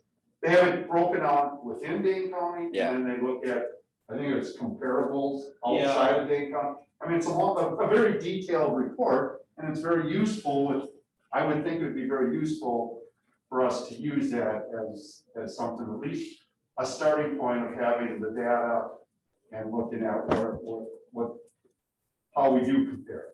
Yeah, so what I'll do is I'll put that back out to everyone, just to make sure that everyone's read it. And I think we have to have like either Judy recommended the ad hoc committee or a recommendation from you specifically, Phil. As to like how to change practices, even though that we'll get access to the report and we can look at the data. But I'd prefer to have one or both okay. options for the village to consider. Yeah, so it's sounding like it's probably going to be a larger discussion.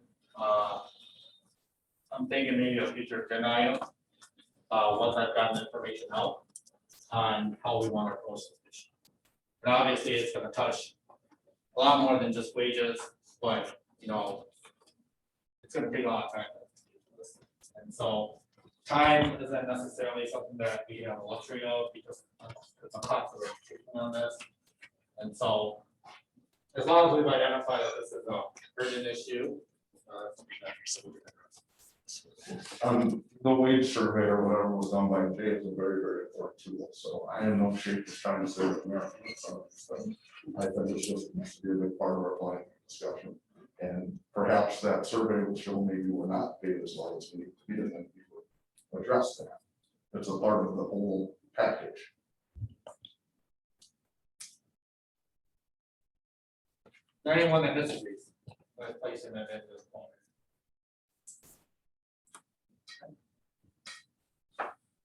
So that, I'm just gonna say that, that's gonna take care of comment theme number 1, as both 10 items revolve around that particular issue. For theme number 2, this seems to be, these items seem to be items that are of village deficiencies that are impacting operations and not as much policy driven as they are scheduled. And so the way that I organize these next couple in the commenting number 1 and 2 is my visioning is that they can move between the themes. And so, you know, it depends, you know, because policy ideas and decisions may impact the way that we consider what is a priority or not. And so, again, it was my attempt at putting things together. If you disagree, perfectly normal.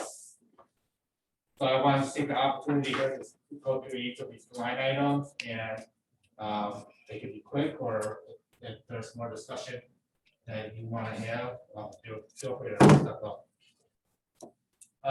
Item number 6 here, Mike Slammy had recommended updating the sign code. It's outdated. This is something that's come up in capital improvement plan. The capital improvement plan previously, and I believe we're going to try to address this internally.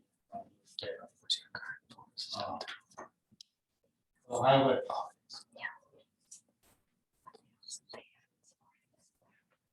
Put that in deferred delegate. And it'll be for price down.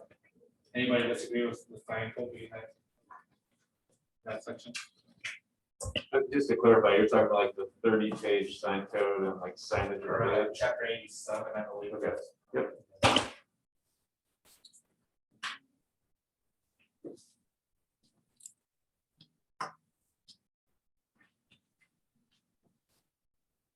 Replace current telephone system to accommodate 36-month contract that covers general scams. Well, I think that could be a quick win, providing that there's enough of an increase allowed in the budget to accommodate that cost per month, which I think would equal what, about $3,000 more a year? That would go into the operational budget. Yes, that would be operational. Mhm. Anybody object to that? I don't object. Have you explored alternatives to using like landlines here? Yes, Okay. yeah, absolutely. Michael is on our library board and he's done some extensive research for us as well. So absolutely, we 3 different companies have had extensive conversations, are continuing those conversations as well. We're not going to make a light decision until we have all things in place. Sure. I totally get it. Thanks. Can I make a process change here. Because what worries me is we're gonna go down and then we're gonna get into what is a budget discussion. Yeah. And I don't think that's the intent of this. The intent is to take the item and put it in one of those four squares, because we're gonna have plenty of time to talk budget. And I worry that we'll end up talking budget most of the time. So I think the idea is to figure out which square that is, and then it'll naturally work. So, yeah, so in the large picture, these quick wins will most likely show up in the budget discussion next year. Thanks, guys.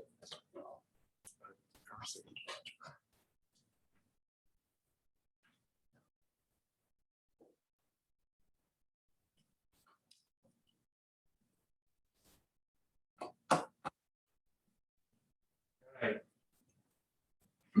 So this item shows up a few times in this theme, is the planning and implementation of a new pool. And then some of these items had a conversion into a splash pad. Some had it being used for library expansion, etc. So any discussion, Andy, I think you had this one, and Mike and Bobby, you have this one too. It's a major. Pretty major project. I would put that in the major prospects. I don't have room for it. Unless you want to renovate it yourself, though. I'll take care of it. Any other discussion? I think that one's pretty clear. I like how you simplified it, though. Cool. We got it. Go back and listen to all of it. Okay, so the next item, item 19, ensure adequate funding to continue to provide existing services as well as additional services as directed by the board. We'll couple that with item number 20, ensuring adequate funding to continue to maintain, rebuild, replace existing infrastructure as part of the ongoing annual project. In village services. So this was requested by Jerry. This is addressing, I believe, making sure that we have proper funding amounts for what's being requested. Jerry, you want to expand on that? Item 19 was intended to be for the general levy budget discussion, and item 20 for the capital improvement. So I think the overall gist of this is we continue to see increasing demand, whether it be on operational or capital side. And, we'll see it later on in this discussion, how do we balance the revenue side with the expenditure side? And understand that we still have to maintain services and meet regulation. So I don't know if there are any of these items that are gonna fit for that, but it's like, what maybe I'll do is create a new general theme for us to go proposing process. Pretty common. Comments, questions? Quick win for that one, potentially. I thought it was Or my other alternative, yeah, it was one of the two. We'll both stick with that.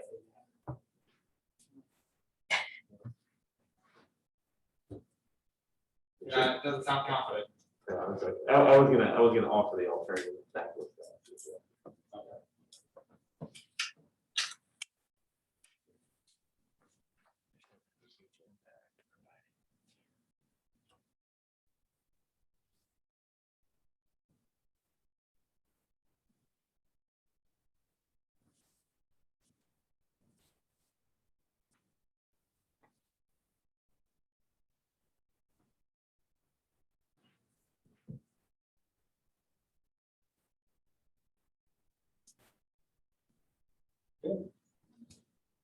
Item 14.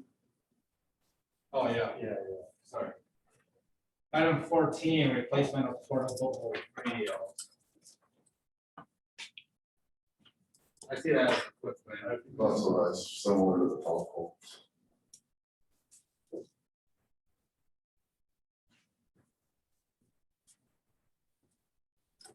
Do we think body cameras would also fall into that category?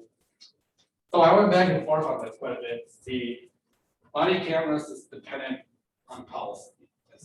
So it's not something that we currently use in our operation. And I know that the public safety committee is discussing it. And maybe will be most likely be something to show up on the village agenda at some point this year as part of the discussions on the budget. But again, in sticking with themes, the reason why I separated them out was one is policy driven, and the other one is impacting our current operation. But since you brought it up, we can definitely talk about it now. I like to hear what people are thinking about, which priority got. That's good. That's my opinion. I guess defining, I mean, radios we know are 30,000, the body cameras are looking about 18,000. Then you weren't talking money. Well, not, but I'm trying to figure out, we have to define then what each category is, because, radios, I would have put under major, but we put it under quick win, and then I would think cameras, but his definition is we're not maintaining something, we're adding something new. So I go, that's the differential, but I was using dollars to figure out, that's kind of how I'm going through this. I'm putting it in what category? No, see, I'm thinking about effort. How much effort it's gonna take, because talking about safety, we're gonna talk about it at nauseam here. And so I just think it's gonna be more of a major project than a quick win for radios. That's a good argument, yeah, it's a lot of effort. Yeah, I'll agree with that, because that policy has to be decided, whereas the portable radios are just a replacement of what they have, and it really isn't deciding whole lot of thing. Yeah, so again, one way to think about this is, this is a budget prioritizing exercise. So in the process of budgeting, where do you play it? What type of conversation can be garnered? Would be the frame to look at it. Would we need to set policy to have those body cameras before we can purchase them? Oh, yeah. Or would county just be able to add on and just? I would caution and recommend that a policy be set before purchasing them, because once you purchase them, they're yours. Then let's put in our major product. Because we can always budget for them and then just not purchase them if we don't have the policy in place. Okay, sure. Any objections? Okay,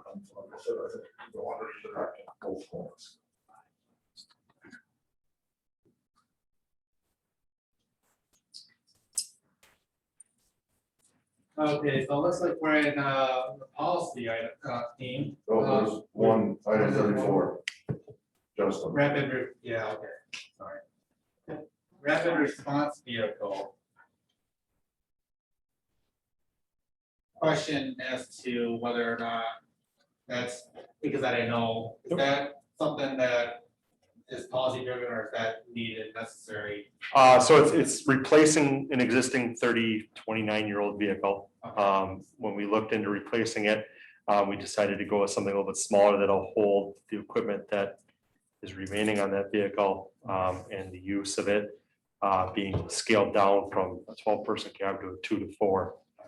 So there will be a little bit of policy change when it comes to using that ultra-high pressure system. But as far as the overall, we're replacing a 30-year vehicle. 30 years is a standard by NFPA that things need to be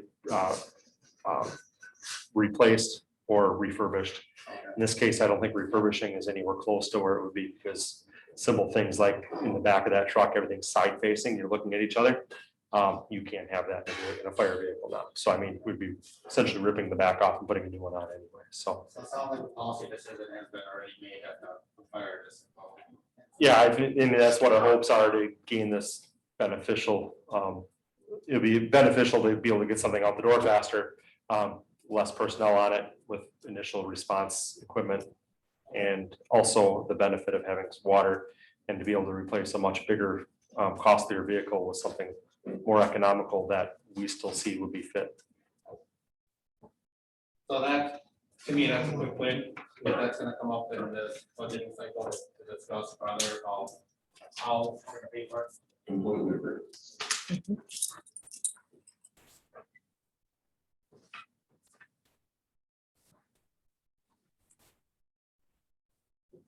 On 25, shape sterilization pools, but then also need to focus on village hall heating. First, do we want to bring up the village hall and heating now? Oh, I was just commenting that like, Okay, I just didn't know if that was. that's like our main focus, but we also Okay. just need to Yeah, keep so- in mind. So like, for example, so when I've asked for people to disregard the well, the well in the village hall PD for this discussion, just because we've had those discussions in prior meetings, and I don't wanna recognize those discussions, and so, you know, we know and understand that those are going to be ongoing budget discussion items, that, you know, their impact will impact these. At the end of this, we're gonna understand, you know, potentially how much of an impact to this year and next year's budget, or next year and following year's budget. According to our. The next item here is a policy decision or goal, is to maintain a reasonable tax levy, and particularly the property tax.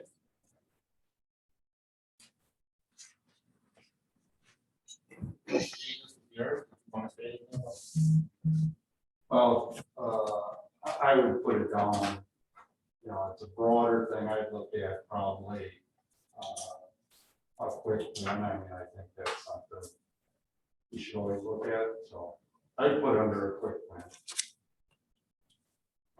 I would disagree on it because it seems like that's quite a discussion as to what that actually is in the end.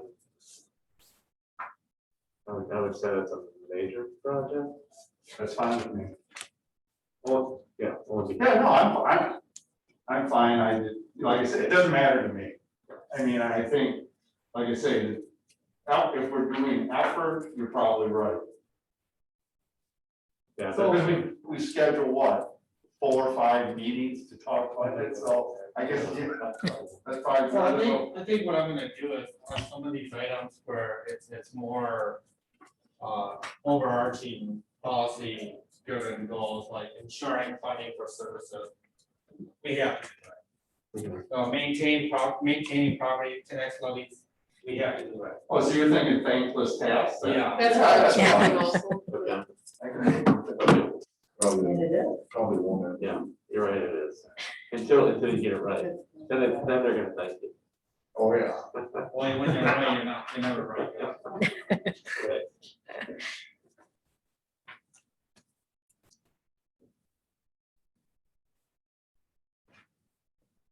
All right, now you got that improved financial position of the village. Put that in the same category.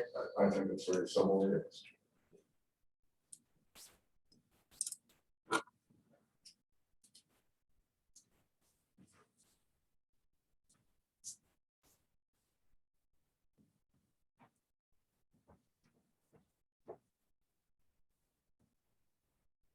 Any objections at all?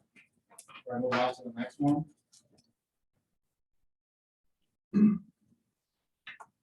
So the next one was put in by Mike Slavny, to standardize village arterial corridors for right-of-way cross sections for Highway P North, Highway P South, and KP West to consider pedestrian and bicycle facilities in addition to changes in the roadway count.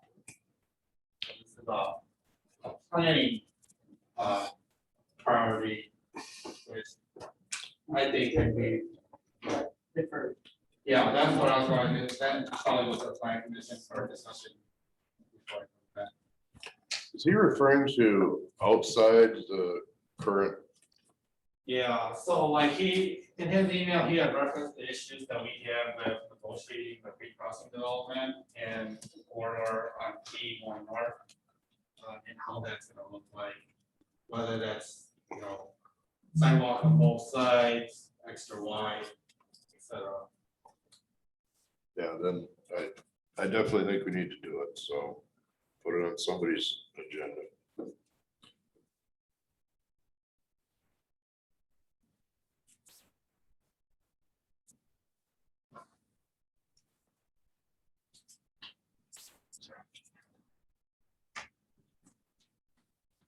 Next item here is plan for a golf cart. believe that's been brought up in our previous village board meeting. Bill, this is yours. Anything you want to say about that? Yeah, I think this is gonna be a thankless. Well, I don't know, it's not high, it's kind of relatively high impact for the village, because a lot of people are wanting it. But nobody wants it. Right. I don't know, I still think it's. Not near them. What's that? Not near them, they don't want it. They want it, it's not near them. Well, right, in their backyard. Yeah, I'd say it's a major task or major project just for the fact that how long it took us to get It was meat. 7 months. It was unbelievable. Right. Yeah, It's high effort. I mean, it's gonna take a lot of. it's a lot of effort. brains, Absolutely a lot of effort, Potentially costly depending on where it is. Absolutely. for sure. Well, even like land and, yeah. I would Yeah, say, you probably, yeah. I'd say it's a major project. Any objections to that?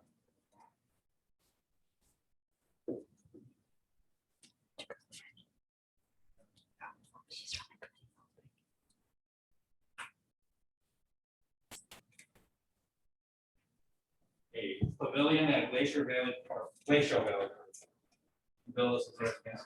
Yeah, so this one here, I think, has merit. Because if you look at the new park, there are tons of people there all the time, and during the weekends, they're having birthday parties there. I think we could get a pavilion that we can charge for as a village and actually end up, getting money back at the end of the day. So, that's my thought about having a small pavilion there, or shelter. So people can have parties and they could rent it out and do all that, so. I don't know where this should go. I think it's, I don't know. Mike, you got any thoughts where? Well, I'd say it's a, It's a major task, because it's gonna end up involving water and sewer for a bubbler and bathrooms. I don't think we need bathrooms, I think this will. Why wouldn't that be on deferred to another group? I mean, clearly it's gonna go to Parks and Rec. Deferred would be fine. That's where I think it's. deferred to start, yeah. Yeah. Yeah, Yeah, because again, we're framing this in the discussion on the budget. Great.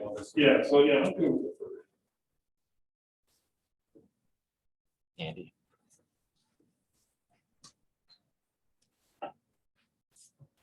Is that the Lions Pavilion? No, it's a different one. Might be just. Okay. Sure.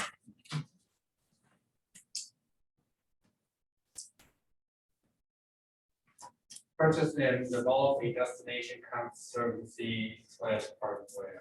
Andy, this is yours. Thoughts?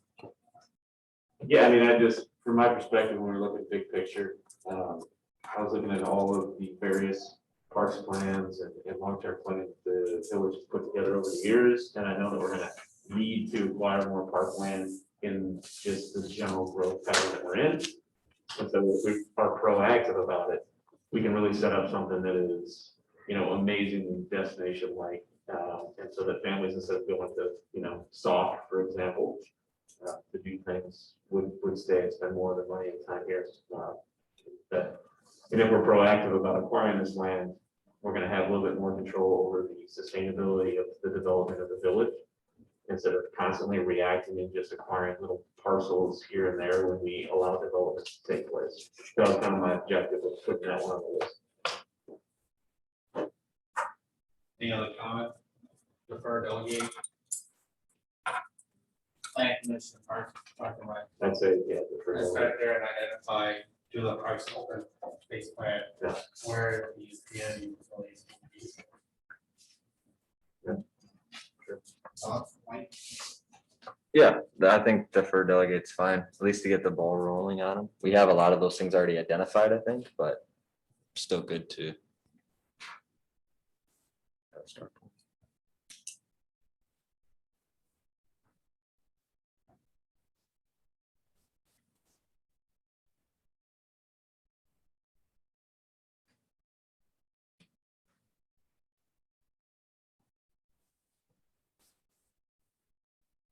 Okay, item number 26 here, replace or purchase street light fixtures to replace the mercury vapor fixtures in the Michael, want to explain?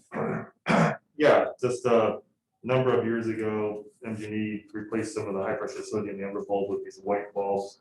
I know I complained about them, other people had complained, and it's just been something I've been wanting to do is remove them from the village. We have a policy. I'm looking into some other possible savings with streetlights that might happen in the budget, and this might be a place where some of that could be used. This thought it would be an option. That's what I was thinking with it. I know, yeah, like what I said.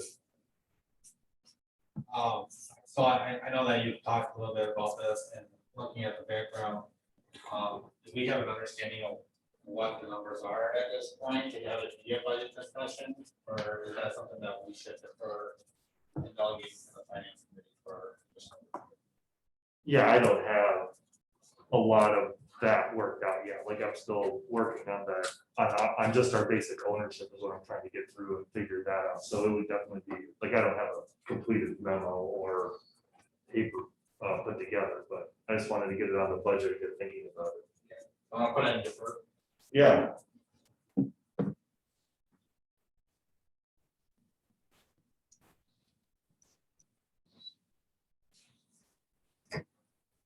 Funding to replace ash trees and parks and our village property.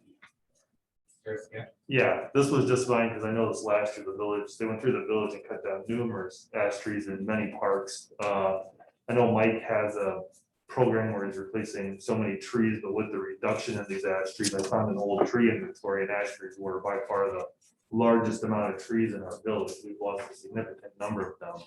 So I was hoping to possibly get some additional funding in the budget to install more trees, replace trees to replace them. If you go into Bear Park on the first baseline, there were numerous trees. I mean, they were just all over, in Xander, over on 11th Street, etc. So I don't know if it was for this or we should have done a supplemental budget thing, but it was just something that was been on my mind. So this is something that you're probably proposing for this upcoming budget. Oh, definitely.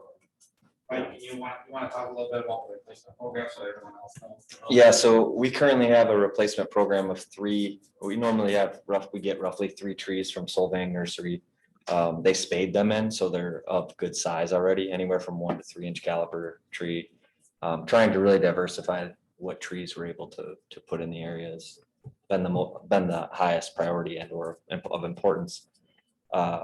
There isn't currently a policy of replacement per se from the committee or from the village board. We've just obviously wanted to replace them and had that in the budget. Roughly $2,500 a year, sorry, that gets put towards those trees, so. And that's not a line item budget, that's coming out of your maintenance budget? Correct, park maintenance budget. Are there any other park maintenance items that fall from that budget? Are there any other park maintenance budgets? What else do you? Yeah, what else do you call that? Oh, everything for parks. So that's signage, that's, we got a bubbler that went out, we have lime that's needed, we have, chalk that's needed, we have, there's. And then trees come in, so those are margin out of that. Correct. Normally trees will come in the fall if possible, and it's mainly based off the budgeting aspect of how things kind of work throughout the year. So you're talking about. I would like this, yeah, definitely. That's why it was, try to ensure that these trees are being replaced and so many of them were removed. Since it sounds like it's more variable based upon. Right. So I put that in a quick lens as part of the budget discussion. I think more to come.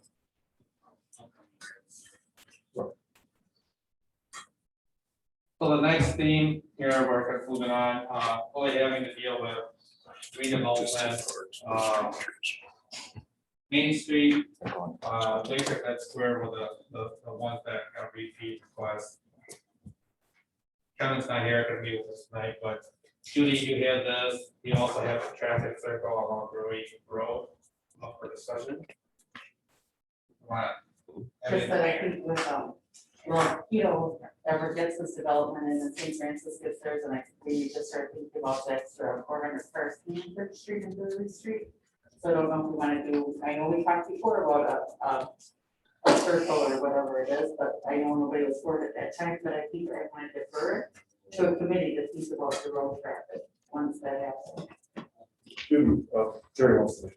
We've got the principal basic infrastructure in place for stoplights at that intersection. That was part of the highway project in 18. Yeah, because I thought the discussion was that they were taking too much land away to do a circle, so I thought we went with That is stop and go correct. lights. We'd had to buy several properties to put a circle in, Yeah. or a roundabout, whatever you want to call it. Jerry, what's the triggering point for installing signals for the intersection? It's doubtful we'll ever meet the quote unquote DOT warrants for it, so it'll be a village board policy decision.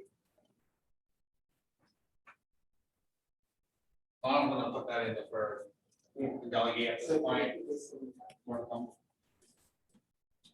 It's set up to just finish installing stoplights when the board decides they want to spend a couple $100,000 on. I guess when we start seeing a bunch of traffic jams there, that's when we, you know. Yeah, there's a lot of triggers, a lot of accidents with trigger. Typically for the state DOT warrants to justify it, it's number of accidents, seriousness of the accident, seriousness of the bodily injury, deaths. All right, so redevelopment of the downtown / Glacier at Square. Been an issue, we've had complaints about it. The Glaciers at Square, trying to fill in some of these vacancies, vacant storefronts. We've talked about it at, at board level. Big question is, how much investment does the village board want to put into this? What? How do you want to go about that? Is it expansion of the tax increment district, of the tax increment district? Is it, putting money away to address it? Is it creating a revolving loan program behind it? Budgeting for that? Let's kind of open that up. I know a lot of people have thoughts on this. I think it's a major project regardless. Yeah. On the glacier side, there's a major.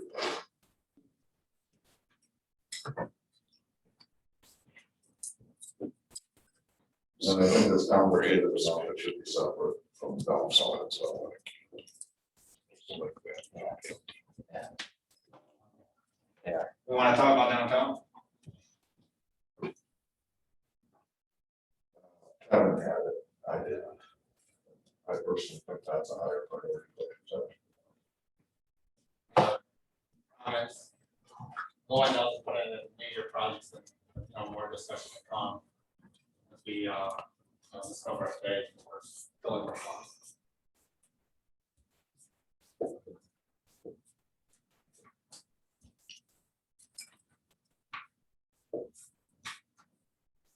All right. So we're doing really good on time. Went through all the items. Is there anything out there that you would change? Or anything else that we haven't talked about that you wanted to add on there?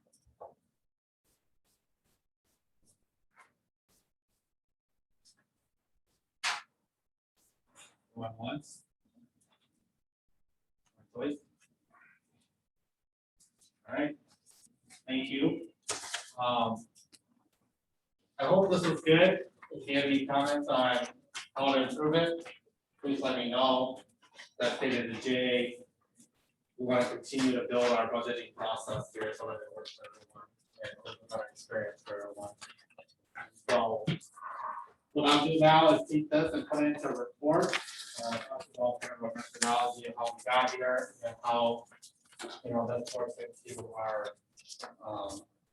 upcoming capital improvement project budget request, and eventually our budget request. A quick reminder that capital improvement request worksheets are out there. You don't actually need to have it done so, but I can put that back together for the board. I don't know if we have any questions on Jay or anyone else want to say. Yeah, I want to thank Bill. First of all, thank Bill for kind of putting this together on the topic of budget. I appreciate everybody being here. I think we need to do this yearly, and I think next year, what maybe we should do is aim it more towards strategic planning, more like a vision of what we want to see Cross Plains, what it's going to look like in 5 to 10 years, and the needs that way. I think this was a really good start. It was pretty. It's pretty objective,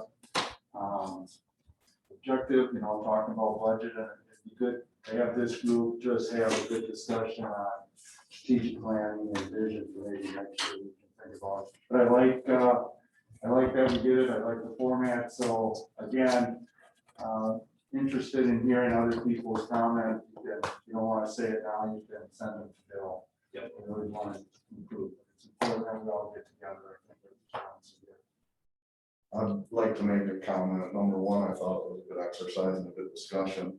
Number two, I think one of Cross Plains' challenges and a lot of different things is who we are and what we are. No high school, are we famous for friendliness, gateway to the Driftwoods, that's kind of another thing. When I was at Springs, one of the things that had an overarching theme when there was a lot of growth was simply best experience. And what best experience started as was how we treat the end user, how we treat our dealers and people that buy blind shades and sharks. What it turned into was a theme of part of everything we do. It was part of our recruitment strategy. It was all about the best experience for the associate, the employee. It's also the best experience for the dealer. It's the best experience through every level of the manufacturing. You're all customers and suppliers of each other. It's just a two-word thing, and I'm not saying we use best experience, but as I've driven around and thought a lot about who and what we are, I see signs all over that say come enjoy. Cross Plains come enjoy. It's a two-word thing. It could be a part of our recruitment strategy. It could be Cross Plains come enjoy. It could be a simple thing. And we have complicated tasks. We have lots of different budgets, there's lots of different line items, all kinds of stuff. Come enjoy is pretty darn simple. And coming out of a pandemic, I can't think of anything people need more than a little freeway. So, you know, when you see those signs, think a little bit, if that fits, if that's a little part of who we are. Because as I was preparing for this and thought about it, those two words stuck out to me. That's pretty simple.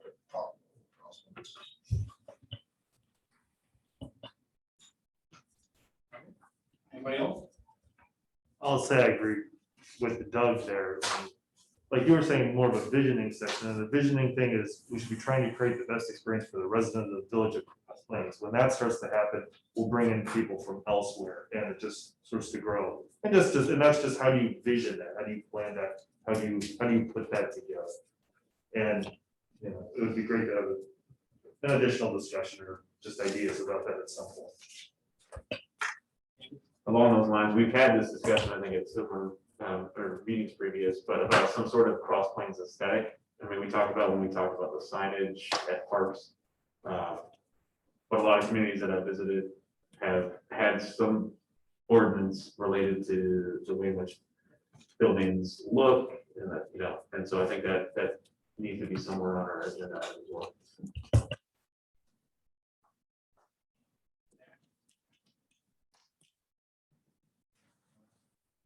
Hi, Jay.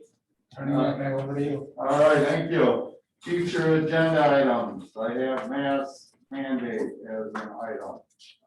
For youth programs. What's that? For youth programs. Yeah. Okay. Okay, it's mask mandate. We can have the discussion when it comes up on the agenda. I don't want to start it now. Anything else?